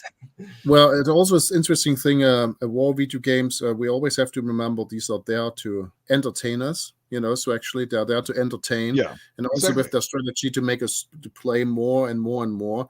And many times it becomes also the opposite what actually war is, So actually, so it's not. So it glorifies a lot of it, So in many ways, So I mean, when I'm in some of these war games, so you are shooting people, you're blowing them up and stuff like this, and then you just move on to the next chapter, and then as more you kill, as more points you get, So actually, imagine that in the real world, So actually, and all the PTSD and all the other stuff, what you have to go through that, So right, so exactly. so it gives an illusion, So actually, so yeah. Mm-hmm. So someone. But okay, so go ahead, Mike. Go ahead, Mike. Go ahead. I was just gonna say, with that though, I'm not totally shooting on video games because they're fun. It's fun. It's entertainment. Oh yeah, it's fun. Yeah, it's entertainment, like you said, Jörg. It's entertainment. Yeah, it's entertainment. But a lot of people take it very seriously, and they turn they like make a career out of it. It's crazy, right? Some people, but so someone on here said, "Are you even reacting to the chat?" And they previously said, "Jörg." This is a question directed towards Jörg. Jörg, yes. Did you watch Unser Mutter, Unser Vater on the German Netflix show? It's called Generation War. Yes. Yeah. I think it means mother and father in German, but our mother, our father. The English release of is called Generation War. So yes, I watched that. I thought it was good actually, but I think what we are doing here is, I would say, way much more authentic. So what we are now in with Reveille, that will be way mind-blowing to that. Until that, before I joined the Reveille team, I thought that film was very authentic. And it's entertainment, it's entertaining in its own way, it's very critical, Some of these will not come home, to their families. Some will come home with damages on them, so they were really able to reflect it good. But with what we are looking for with the Reveille,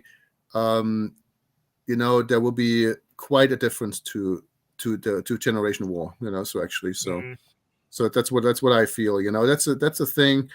You watch these movies and then you're involved in movie productions and you just see movies different, so from that. Oh yeah, absolutely. Especially like, when you go to school for it and stuff like that, you just see everything differently after that. But okay. Yeah. I don't know. I'm a little more critical when it comes to Generation War or Mother and Father, whatever you want to call it. I don't know. I think a lot of people liked it because it was, it was like the German war miniseries and everything like that, even though I don't think it had really anything new to say about war or about the German perspective, in my opinion. It had, so with Generation War, you also have to know where it is made. And still today in Germany, there is a very different perspective of seeing World War II than we do it over here, So actually, from the facts, there's still all that situation with World War II and all the war crimes and all that stuff, what is still very much ingrained into people, So actually, with that, so a German production automatically will see it from a way different stand actually than we would probably do, So actually, that's so it's a different perspective. I'm happy that German producers are taking on that thing and situation and try to deal with that, because for many years it was like outcast, it was not talked about, it was prohibited to talk about, and now they're starting thinking about their own history and work through it, So well, okay, I agree with that, which that's good. However, one thing I have to say when it comes to German World War II films, and Generation War is no different than this. I think if you were actually going to make a proper miniseries about the German army in World War II, you need to start at the very beginning, and you need to show a lot of their victories. Then eventually show all their losses, because I think nearly every single World War II movie I've seen that focuses on the German, it's always about them losing. It's always about when they're finally, dying and all this stuff, and it never ever shows like the victories that they had early in the war. And I think that would be probably be problematic if you would do that in Germany and produce it as a Right. because that would be considered glorifying it, and then you would get from the press and critics truly shitstorm, you know. It would make those defeats even more powerful in the end. That's what it would do. Well, that's the way the Germans see that, though. Like, that's the problem. Is like any glorification of any sort of World War II German accomplishments and achievements and victories, it's just not good as far as German film is concerned. However, somebody could do it in the U.S. Yes. No, I think so too. One, like, the thing is, oh, you're glorifying this regime. It's like, no, what? Let's see it for what it was. You know, that's what history is all about. Let's see it for what it was and learn from it. And yeah, like with the German, with seeing the German perspective, I would love to see some stuff about German victories. Not because I think that, you know, oh, we need to show all these, you know, people they were killing or something. We need to that's like a good thing. No, I don't think it's a good thing, but it is something that needs to be acknowledged, you know, that needs to be learned, that needs to see the full picture of everything, you know. Yeah, right, because there's a reason that Germany went on to conquer a lot of the world at that point. And it's like they just didn't do that diplomatically, like the French do a lot of shit like diplomatically, but like the Germans, no, they fucking fought, they conquered, they had victories, military victories. Not condoning at all the killing, which it's fine. Like war, it sucks. Nobody wins a war, but it's like to not acknowledge the early German victories in Poland, in Greece, in France, in Denmark, in Holland or the Netherlands, and Norway to an extent early on. That's rewriting history. The Germans never, like, the Germans just came about and they were defeated. It's like, no.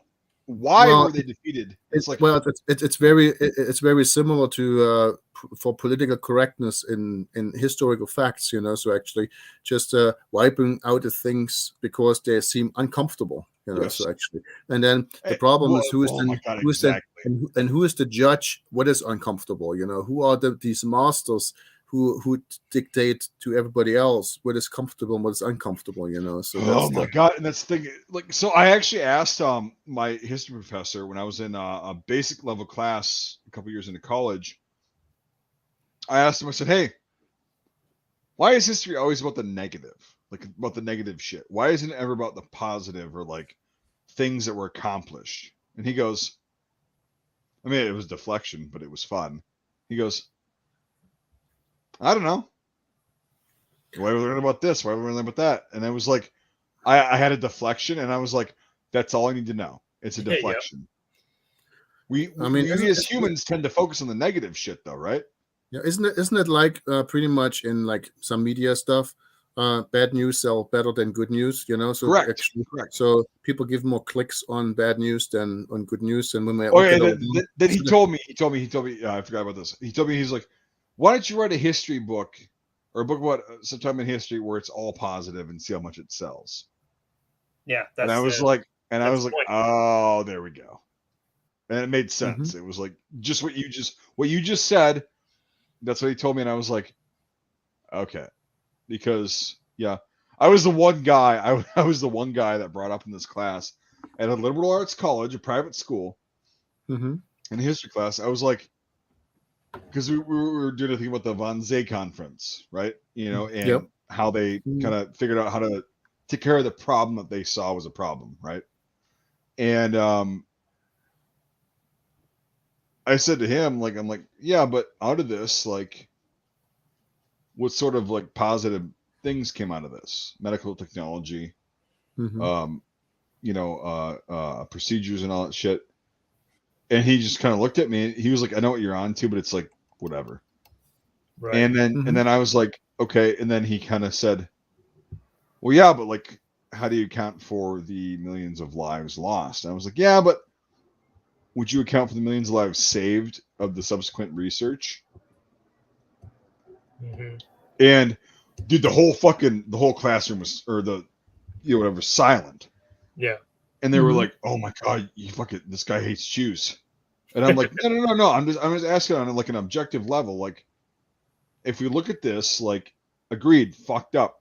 I'm talking about the methods of gaining this knowledge and this research.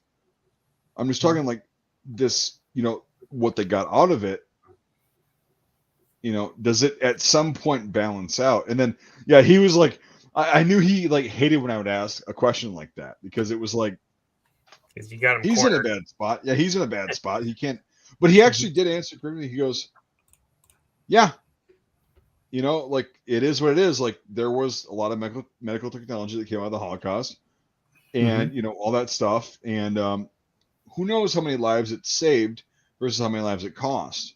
And I'm like, that's all I'm asking is like, would it have been worth the cost?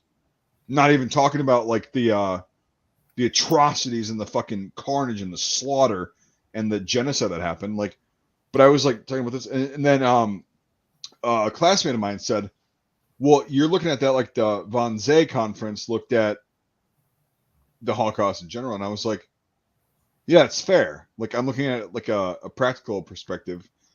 I'm like devaluing the human part of it a bit." But like it's weird. So I asked those questions and like I was not popular in college. Weird. I didn't care, but like it was like and my friend was even like, "What the fuck would you say?" But I'm like, so again, it happened, and 11 million people lost their lives that shouldn't have. Okay, but it happened. Let's move forward and see how much it benefited people in the future. And it was like just a fucking, you don't ask that, you don't fucking talk about that. I'm like, well, okay, is it wrong to ask a question? Yeah, no, it's not wrong. I'm going to give an example. When I went to school in Germany, like high school, so a friend of mine, we extensively in Germany talk about World War II. We don't talk about battles. We don't talk about strategies or generals. We usually talk about all the atrocities for a whole year, pretty much. Okay. Yeah. So pretty much, I had a friend. So we had to write an essay, and he dared to use a book which is absolutely out of any range in anything like this, which is completely prohibited in Germany. Any idea what it is? Yes. So Mein Kampf. So pretty much, so the instructor pretty much. So what happens is he looked into the resources. He saw that book and automatically gave the thing an F. Okay, why? Because of usage of unconstitutional, illegal literature. Okay. Yes. So pretty much, he tried to oppose that because it was used actually, and he used it to actually show the idiocy of Hitler writing that book and how Correct. Stuff like this.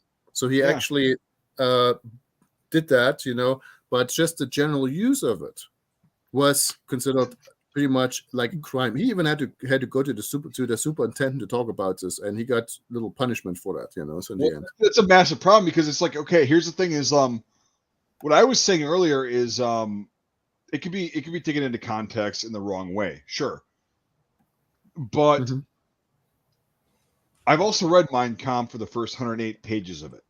I couldn't finish it because it was like, okay, I get it. Like I read like, his growing up, whatever, and then it was all about the Jews are supposed to do this, and I'm like, okay, I get it. You think the Jews are responsible for everything, blah, blah, blah, blah. Okay, whatever. And so I haven't actually finished it, but why would you want to censor even the craziest retards in the world? Why would you want to censor that? Because it's out there, and you should be able to read that book and form your own opinion, right? Right? And my opinion was this guy was a fucking idiot, and he blamed one group of people for the world's problems, and that was it. And that was just set in stone. I'm like, well, Jesus, like that's how he. So now I understand how his mind worked a little bit, right? Even though he was dictating this shit and he wasn't actually writing it, but like when he was in prison. But like, so now I go, okay, it's a resource. It's not a fucking Bible, right? I'm not gonna like go with this. So I see. Here's the thing with speech is, I want people who are professing that Adolf Hitler was, the greatest, whatever, to be able to speak, because then I can go, that's fucked up, and here's why. Yeah. And then we could challenge each other's ideas. Like, here's the thing, that's fucked up, and then I'll challenge you because of basic human shit, right? Okay, well, yeah, the Jews. Or it's like, well, no, you can't just blame one person, one group of people on all the world's problems. Collectively, as people, we're responsible for the whole world's problems, right? So it's not that simple. You have a scapegoat, and then people go, oh, well, actually, yeah. People that might have been like, oh, yeah, it's the Jews, might have been listening to me countering that, going, well, actually, yeah, this guy is right. It might not be the Jews, right? Damn. It takes away a lot of that shit. And it's like, but here's the thing is, if you stifle speech that's, hateful, which I agree it's hateful. Like, Mein Kampf is the first like 100 pages are pretty interesting, right? They really are, because it's like, okay, you got rejection from art school. People told you your art sucked, which is kind of fucked up, but like, it happens. You enlist in the military, blah, blah. You do this, and then whatever. Okay, that's interesting to like get the context, right? The rest of it's just like, the Jews are bad, the Jews are bad, the Jews are bad. It's the Jews, it's just whatever. It's like, well, okay, that's bullshit. If you censor that from everybody's ability to read that, well, then people don't know how psychotic that sounds. They don't know how ridiculous. And here's the thing: if people read that and they're like, "Oh, that's actually a good idea," okay, that's a good thing, because they can be challenged. Yeah. Because okay, yeah, I've read Mein Kampf because it's available. I've read that. Yeah, here's why it's fucked up. You challenge ideas. You read the Communist Manifesto. Okay, we'll go with that. Karl Marx. And some people will be like, "Oh, you got some valid points." Well, I've read that too. I'm going to challenge you on this. Okay, that's what I think. That's why I think freedom of speech in the whole, like, complete freedom of speech is necessary, because you can challenge these psychotic ideas, because A, you can read them, you can know about them. B, you can counter them with other better points and then present that. And if they don't want to hear it, too fucking bad. That's an individual thing. Like, it is what it is. Like, okay, well, you have cognitive dissonance. Maybe you'll grow out of that shit. Maybe you'll get out of that phase. Who knows? But I still think people should be able to. Okay, so if a KKK guy was up there saying, fuck all black people, right? Well, they need to be lynched. I'd be like, that guy's a fucking retard. That guy's a fucking idiot, right? I'd be like, that guy's an idiot. Here's why. Blah, blah. Well, if he wasn't allowed to do that, they'd just go and do it in secret, and they would do things among themselves. They'd be fucked up for the rest of their lives. Yeah. Would it be like they would do things that people didn't know about, and it's like, well, if they're talking about this shit, you can kind of prevent that stuff from happening, right? And it's actually, we have a really good comment also in here. It's with forbidding certain literature and stuff like this. So Bernd, pretty much, you said, in order to understand something, you need to know something. You have to study all these things. You have to be able to. You have to be, as a society, grown up enough to not. Because if you start forbidding certain literatures to read, this is then you're not much different. You are already censoring. Right. You're kind of motivating people to doing the same mistakes again. By you think you make it comfortable for them, but you don't. No, you just set them on the course of making the same mistakes again, or similar. Correct. Or even exactly. Mistakes, and that's the thing. And here's the thing too: is like, when a group like the we'll go with the Bolsheviks, right? Okay, the 19 teens. Yeah. When they were coming up, most people had not read the Communist Manifesto because they were illiterate. No. They hadn't read it. They didn't understand it, and these people use that. Now, Honestly, kind of interesting thing when you read it. When you read it, and we had to read that thing, in school. I would say even some of our teachers didn't understand that thing because, Marx didn't really have a way of really good. He's a fucking idiot. So it is very confusing. It is so confusing. Yes. You can interpret anything you want into that thing. And I remember, when I was in Russia and I saw, the originally Communist Manifest was like, I think 80 pages or something like this. Yeah, the it's Russian very short. version was then like 100 pages or so, and the North Korean is a friend of mine told me that. You said this is like three volumes of it, So actually, so I guess they added something to it, So well, right. It's just like it's just stupid, but like so I guess the point works with Mein Kampf, works with Communist Manifesto, works with a bunch of other shit. Is like if that is like what Baron said, in order to understand something, you need to know it, right? Mm-hmm.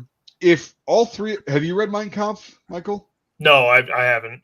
It's worth the read just to have the reference. Okay. It's a lot of just the oh my god, it's so unbearably like it's the Jews, they're responsible for everything. But it's worth the read to understand the context and be like, that's fucking stupid. I'm sure, okay? Yeah. And that's the thing is like when you know something, you can rebut it and then get other sources. And if you censor things, that's not good. I don't ever want Marx's works to be censored. I don't. I think he's a fucking idiot. I think he was a fucking grifter and a piece of shit and just a moron. Like, ideals, whatever. But like, I don't want his shit censored because I want people to read that and be able to be like, wow, that he's a fucking retard. Right. Or some of them that might believe it, but it's like easier to rebut that shit because you've got other sources and people grow up. Same with Mein Kampf. It should never be censored. It was written by a madman, guy that had a lot of issues. And it's like, I look at it and I'm just like, Jesus, shut the fuck up. But, mm-hmm. When you know it, it's like, when you understand the madness and you can rebut it and be like, yes, I have read that actually. And I know what you're saying is psychotic because you're just regurgitating a bunch of shit from this work, and I know this line, so like books will have on the back of a book or like a movie cover, it'll have like a quote from a reviewer, like a critic or something like that, like wow, insane thing. I just imagine like on the back of Mein Kampf it just says shut the fuck up, Mike B. Right. Like that's his review of the book. Well, it's just like again shut the fuck up, like. But here's the thing: if I met Hitler when he was writing that, or like dictating that, because he wasn't a good writer, I'd say the same thing to him. I'd like, dude, shut the fuck up! What are you doing? And then I might have a conversation with him and be like, "Why do you think it's all about the Jews? Like, oh, the Jews are so bad. Why do you think that? Like, but it's that's kind of how I approach it. But like, my favorite war movie is Downfall, German war film, and I've listened to the commentary by the director a number of times, Oliver Hirschbiegel, and he says at one point he's talking about Mein Kampf, and he says, and he doesn't speak English very well, the director does, but he's like to anyone who's ever like read that book, it's a very badly written book and it is hard to get through. He said, minus the subject matter and all that stuff, it is very poorly written. It's kind of rambling along, it's like I'm creating hundreds of pages of rambling and then you print it and everybody has to buy it. And it's just the same shit over and over again. It's like, okay, is there anything new? Downfall's a good movie. Mm-hmm. Downfall was it's pretty, because it was not. I don't think it was romanticized as much as. Well, here's the thing: is so someday when you are kind of mad at your people around of you or something like this, you can always come back to one of his outbreaks of 9999, so extra or something like this, and just push some non-existing divisions around, so then your work group will definitely trust you again. Yeah, my favorite line, like when he's freaking out, is "Das war ein Befehlen." He's like, that was an order. Like he's like, that was an order. Like it means something at that point. But then you realize at that point it doesn't fucking matter. No, it does not matter. Like when he says it with such, he's pounding his fist. It's like, you're done, dude.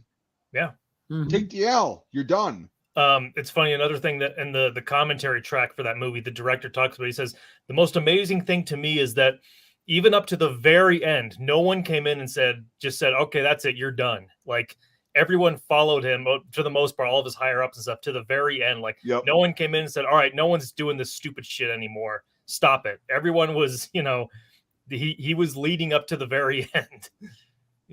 Says something about psychology or something. Well, it's also like so yes, yeah, Baron, I know you're watching. Jörg, you're gonna get pissed off at this probably, but like German society and Japanese society as well, they're very compliant. We'll say that. They're very compliant, like, hey, if somebody's telling me to do this that I think is, better or like, qualified, it's very compliant. Okay. It's not like the American society, because you and I, Michael, are not compliant. We're like, yeah, we're okay, rebels. well, yeah, we're fucking idiots. We're Americans, right? Uh-huh. Very like whatever. But German society and Japanese and Chinese society and several others that I can't name right now, but who knows? They're very compliant. And so they'll follow their leader to the very end. And it's not a bad thing or a good thing. It's like, it is what it is. Okay. And it's just a fact. And that's why that particular instance happened, is because in the US, like way before that, they would have been like, fuck this. Yeah. We're not doing this. Fuck this. Let's impeach this bastard. Yeah. Right. We're done. Like, they're removed. We got to figure something out and whatever. But here's the thing is, like, they actually portray that very well in Downfall, is the compliant cult. It's not just the military culture, it's German culture in general. Well, and here's also in that time period, I mean, now it's it's more rebellious now, actually after being new socialized, actually, in it. There's still something left in it, but it's not as extreme anymore than in the 1930s and 40s. And actually, Golden HQ also, he made a good point. Actually, didn't they try to assassinate Hitler during the late war? Yes, they did. Yeah. And when it failed, it became really bad. If you even said something or thought something or did something about it and say anything against Hitler, you got impersonated, you got shot, you got executed. Your family was, So actually, that increased the pressure enormously. So if you, for example, there's reports about this. You're in a small town and you're looking at something, and an SS guy came by and you didn't salute for him with the Hitler greetings. The guy could shoot you in the face, and they did here and there, just because as a result out of compliance. It. You will. So when they actually just the smallest disobedience could lead, especially after the total war was declared, into execution and anything like this, So that was the situation with that. So yeah. So it was not a good idea to get caught doing anything opposing it. So and that's the thing, like it's something that Americans cannot grasp. Well, a lot of Americans can't grasp. Some of them can, but it's see, here's the thing is, like, in the US, if they started doing that kind of shit, like executing families and all that stuff to be involved with an overthrow, there'd be more resistance. It would fuel the fire of, like, okay, well, yeah, let's just fight harder. The Germans is like, oh no, fuck this. Yeah. All right, let's just, no, we don't want that to happen. It's done. And again, not talking shit about the German culture. It's just the way it's been for a long time for a reason, and that's just the way it was. And that's why in Downfall, like Michael said, these guys followed him, even though in their head they're thinking, we're fucked. We're done. Yep. Mm-hmm. They were like, okay, we're going to follow you to the end. And we'll kill ourselves. Do it. Yep. Yeah, and then when they declared the war is over, and he shot himself or killed himself, then they all committed suicide. So yep, that's a lot how of them, radical yep. they were. Yeah. Yeah, I've seen photos. I've seen photos taken in Berlin of like civilian, like women just like sitting on park benches, and they like after they've killed themselves. It's crazy. Yep, absolutely. Yeah, it's insane, but it's. I mean, it is what it is, and that's one of the uncomfortable parts of history that we have to talk about. Like it happened, okay? Yeah. We don't have to whitewash this shit. It's like, no, it happened. It's not good, but we learned. Well, and here's a good comment actually from Bernd here. Actually, so actually it's kind of interesting. So I'm really happy that we have also Bernd in the comments here. He is our lead actor for Walter Bronder. And he freezes. No, but I know where he's going with this because Baron just got it right. Yeah. Of the Second World War, So absolutely following orders, that's what it was trained into people, it was stamped into people. School was not essentially a democracy. It was, this is how we want to form you, and you obey authorities. So absolutely, Right. So there was that. And then his follow-up comment too was really good. There was that Prussian thing actually. I give you order, you do it. You will go in that swimming pool and you will swim. That's it. Right. Exactly. Yeah. Exactly. He also followed up with a comment of it was also the problem when you look at the atrocities committed in the concentration camps. So it's like again, concentration Schlager. Yeah, because if you're just following orders, well, and that's like you and I have talked about this a lot. Jörg, is the Milgram experiment. When they were figuring out how the hell did this happen, and they pulled Americans for this, right? So they pulled Americans for this experiment, and it was 99.9% the same result that the Germans would have had with a different culture. That's insane. That's an interesting thing actually, because I show in one of my sociology classes, I show the Milgram experiment from the 1960s, and then they repeated that experiment in the 2015, 16, 17, and the results change much? Not at all. I mean, it went from that the electric shocks were done in the old experiment 67.7%, where they went completely through, and then in the new one, even if we taught it in psychology for 40 years, it was still 59.6 or 7% or something like this. So pretty much, so that was really shocking. So actually, you can technically take any population and make mass murderers out of them with just the mass psychology. That's what I'm saying is I've been harping on the German and Japanese and Chinese cultures of being just hard nosed, compliant, but these were Americans, and it was done at a different time, and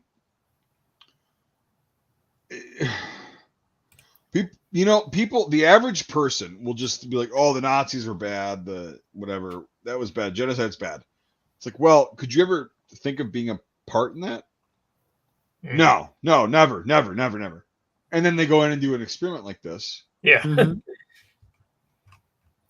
Yeah, if somebody with a lab coat is telling you it's for the better, it's for the sake of the experiment, and they seem authoritative, they have authority, you're going to do whatever the fuck they say. Yeah. That's not good.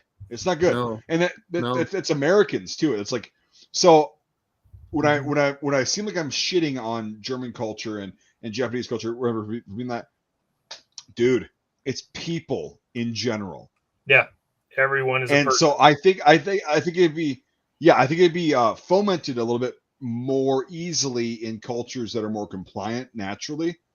But however, pause for dramatic effect.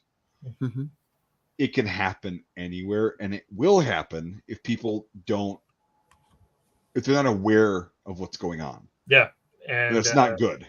As an artist, that's kind of what one of my goals is to bring more of this stuff to the populace. Yep. Right. But unfortunately, guys, you guys can keep going, but I got to hit the road. Because you hit the road. I gotta hit the road. So I will bid farewell to you, gentlemen, and the internet. All right. All right. Thanks for showing up. Yep. Talk to you tomorrow. You. Yes, sir. Talk to you soon. Yep. Yeah, but yeah, that's kind of like my whole take on that whole thing is Mm-hmm. the Milgram experiment is a perfect example of if I went in there and they were like, you got to shock somebody. If I didn't know about the experiment, I actually might get to a certain point and be like, I'm done. I'm not doing this. But here's the thing: is I would like to think that. Okay, I would like to think that. I don't know what I would actually do because I've never done it. Yeah. Well, the only thing would be, I mean, so far what we learned probably out of the whole situation is, well, I mean, society's they got wealthier, so pretty much in many ways than once before. Yes, there's war in the world, but not to that extent what happened in World War II, so. Sure, but I hope it never comes to that again, and it can. No. That's the thing that scares me is it can. The next total war can be very deadly for most people. It's not going to be good for it's oh my god, and yeah, some people actually want that, and I'm going to be I wrote a podcast today that I'm going to be recording tomorrow about all these people that are like, oh, we need another civil war. It's like, well, what would that look like? What does it look like? What does it look like in the past? Like how is this? And so I wrote that, and I'm like, basically the gist is, it's not good, and you don't want that because most people that are calling for this are going to be done within the first hour. Yes. Yep. And then they're going to create problems for these psychos that exist, and whatever. But anyway, yeah, it's doom and gloom aside. Things are, if everybody's like gonna just relax about the current political situation, like we'll get through it. We'll get through it, and just don't get blackpilled. Don't let people make you believe that things are totally fucked, and we'll stop trying because that's how things get really bad. Yeah, that's right. Keep going with your life and do what makes you happy, and all that stuff. And yeah, it's things have changed, but they only change as much as people let them change. How about that? Absolutely.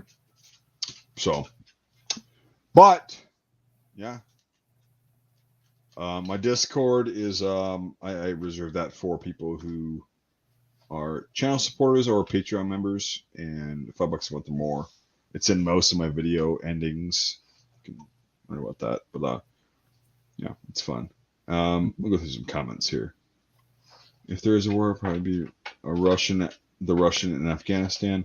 No, I think it'll be a lot shorter than that. I don't think it's gonna be fucking 10 years. Well, I think actually one of the commenters made a really good comment because I think it's a good thing. So Bernd is right now shitting on you, and I think this is okay. So. Oh, he's shitting on me? Yeah. So I said so himself. Mike himself is an atrocity. So. Well, yes, that's very true. So actually, you see, Mike. Normally, we kind of cornering you talk, and now we're cornering you talk and write to talk. Yeah. So German expression. When you're an ass, you have to do the dance, something like that, right? When you're an ass. When the donkey feels too good or too well, then he goes dancing on the ice. Right, and that's what I'm doing right now. I'm dancing and I'm slipping. It's fun. It's fun. But that's all the guys who don't even know how good they have it. Yep, that's true. Yep. So yeah, no, it was a good stream, I think. Jesus Christ, we're going for 2 hours. Woo-hoo! Yeah. Yeah, it's I mean, yeah, we talked about some shit, and hopefully it doesn't get pulled from because here's the thing is what I said earlier, what I said in college can be taken so far out of context, with just things that I said. Well, but isn't there something like a free speech or something like this that you can pretty much say anything you want? Not on YouTube. Okay. No, sir. No, sir. Yeah, but yeah, no, it's in college, I actually was respected when I would bring up things like that. People would be silent and be like, I could literally hear people going, Mm-hmm. and I'm just like, I'm asking a valid question. Like it's not like anti-Semitic. It's not like fucking. I'm not against it. I'm just asking a question. Yeah. But they couldn't deal with that, and I'm like, that's a problem. When you're dealing with history and like things like that, like it just all right. Let the conversation flow. And again, if one guy makes a point that you're like, that's totally fucked up. Okay, that's fine. Let him speak, and then challenge that with what your points are, and present it to people. Bam! That's how you nix all these fucking people that are like, actually hating people. So anyway, don't have to get on that anymore. But like, yeah. So I don't know. What do you think? Yeah. What's to maybe to and in the end maybe I think we started talk with Reveille. So what's on your schedule next to do for Reveille? Well, I have to get the final gear for the Germans and the Americans. Just little things like e-tools and shit like that, and I have to age them and hopefully fucking whatever the gear. But so I got the rest of the uniforms today, and I'm gonna sew on patches and send it to the rest of the guys. I'm be sending out the American uniforms next week. Michael and I have been setting up the German stuff this past week, so they've got their helmets, their uniforms, or on their way at least. And yeah, and I'm working with the Americans to get their accents down and everything. Same with the Germans. Like Bernd is working with the German squad, get their accents and their dialogue perfect. Yes, because the more we do now, the less we have to do on set, and that's gonna be a good thing. Oh yeah, well, preparation is the key of success. So get it all organized. So. Yep, so, and so yeah, that's what I'm doing too. Is like the American accents, and it's fun because I'm not an expert, but like I've met a lot of people from different parts of the U.S. and I can mimic their accent and then hear like YouTube videos and shit. So, but yeah, we're working on that, and then they're going to be getting their uniforms before they actually come out, so they can wear them around and get used to them, break them in, get them all fucking dirty and decrepit looking. And then, yeah, it's we're 6 weeks out, dude. Yeah, 6 weeks from shooting, so very exciting. So time goes by quickly, So and and very quickly we have a wonderful movie in the box, So actually, so what makes a big difference. Yeah, for sure. And we're gonna get it done. It's gonna be awesome. And yeah. So I don't want to give too much away because that's part of the fun. Is like that's true. We've got a bunch of shit up our sleeves, and it's gonna be fucking awesome that we've talked about. But like, I cannot wait to do a premiere with people. They're on Patreon and shit like that. That it's gonna be awesome to just watch it. Yep. The first time after I've done all this work for this past almost year. Absolutely. That's good. So same thing. All right. Yeah, well, all right. I think we should call it a night. Right. All right, Jörg, Rochlitzer. Yes. Dankeschön. Master of the military knowledge and equipment, Mike. Frigging B, it was my pleasure. I try. So, so. Yeah, no, it's all good. Yeah. So yeah, Jörg is gonna be on the set advising and producing the film. So he's a producer and it's awesome. He's also you may have a very small part in the film too as well, right? Yes, and they can estimate, they can guess what my role would be. So actually, that's gonna be so much fun where they're like, "Oh, hey, I saw him on a live stream. Yeah, there he is. Yeah, it's gonna be fun." So it will be an interesting surprise, So they can our fans, your fans, they can they can guess what I'm probably doing, So. Right, and it's fun because we wanted somebody that can kind of speak German a little bit, not perfect, but like we wanted somebody that could speak Are you telling me Are you telling me you're actually speaking English, my friend? I've been doing it for about 30 years professionally. Well, I don't know about you. Nobody, and don't worry, nobody would know, So Right, exactly. All right, everybody, thanks for watching so much. So if you're watching this after the fact, if you're watching this like a podcast, basically, and the fact just kind of listening and watching, Zoldbucha. But we'll just say you can just type. It's literally spelled sold buch, like B-U-C-H. So SOLDBUCH in the comments. Mm-hmm. Right? For those of you that are going to be watching this tomorrow or the next day or whatever. I always like to do that. It's kind of fun, challenge. And there's always several. So, yeah, nice. sold, or yeah, an E at the end of that. Soldbucha. Well, Soldbuch is fine. Fuck it. Whatever. Soldbücher. Mike. Yep. Bücher. Bücher. Bücher. Bücher. Soldbücher. I just fucking did what you told me to do the past fucking 2 times. You're just trying to torture me. Soldbücher. Soldbücher. Yeah, Soldbücher. Soldbücher. Yeah, I fucked that last one up. Soldbücher. Soldbücher. Yeah.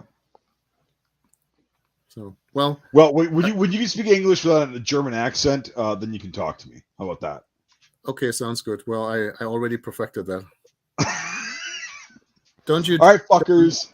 I mean, don't you know actually? So, foreign accents are well received, So actually, it makes it more interesting. How about this? Oh, okay, really quick before we leave, try to talk with an American English accent. Just try your best. Be like Mike freaking Berg, or Heidi Berg, Birch, the Berg. Yeah. Okay, Berg. Fine. The Haufen. The Haufen. The Berg. Keep going. Keep going. Pile. Yeah. Okay. Yes. The big pile. Yeah. So you can't do it. You can't do it. Yes, I could. Yes. No, you could. Okay, so you say Mike Berg, which you've already fucked up. Mike Birch. Yeah, there you go. And then Birch. Buch. So how are things coming along with the sold books that you're making? Very good. So we're going to produce. God, you cocksucker! You fucking cocksucker! Like, okay. Very good. Yeah, that great English accent. Yeah, great American English accent. You can't fucking do it. So when you preach to me about German, I'm just gonna throw this back in your fucking face. Okay. Well, if it makes fun and entertains you, then you may do that. Right, and you've earned one more. Soldbücher.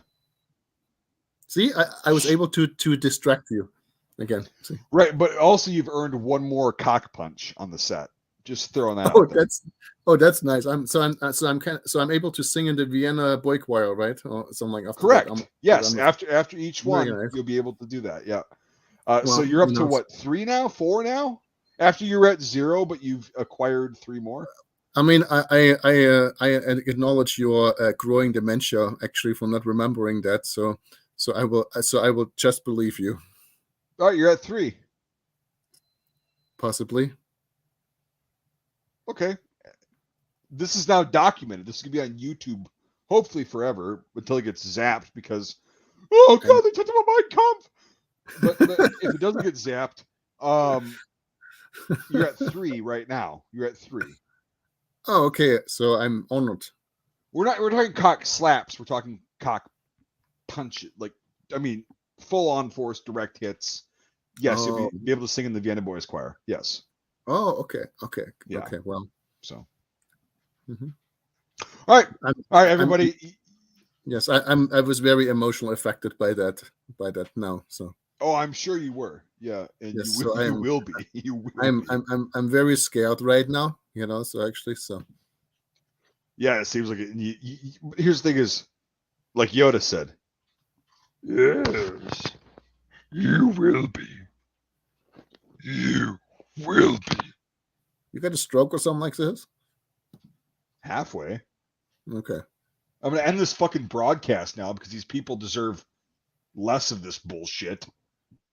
Okay, well, I think what they're just doing, they're just enriching their own lives, and then so to be able to apply all that to their friends, so actually, well, then Alexei, the fucking Austrian piece of shit that he is, he's gonna clip a bunch of this shit, and make memes out of it. So yeah, he always does that, which is fun. Mm-hmm. That's good. Fucking the Germanic people are just the fucking worst. No, which is naturally ganging up against you. That's just normal. I mean, look, Bernd had some good comments, and our friend Alexei had some good comments. It doesn't actually take much of you talk that all the Germans gang up on you. It's just natural. Yeah, it's natural. So as is on my Facebook profile, man, jokes about German sausage, they're the worst. Ja, ist alles wurscht, ne? Alles ist wurscht. All right, I'm going to end the fucking broadcast. Later, fuckers. Thanks for watching.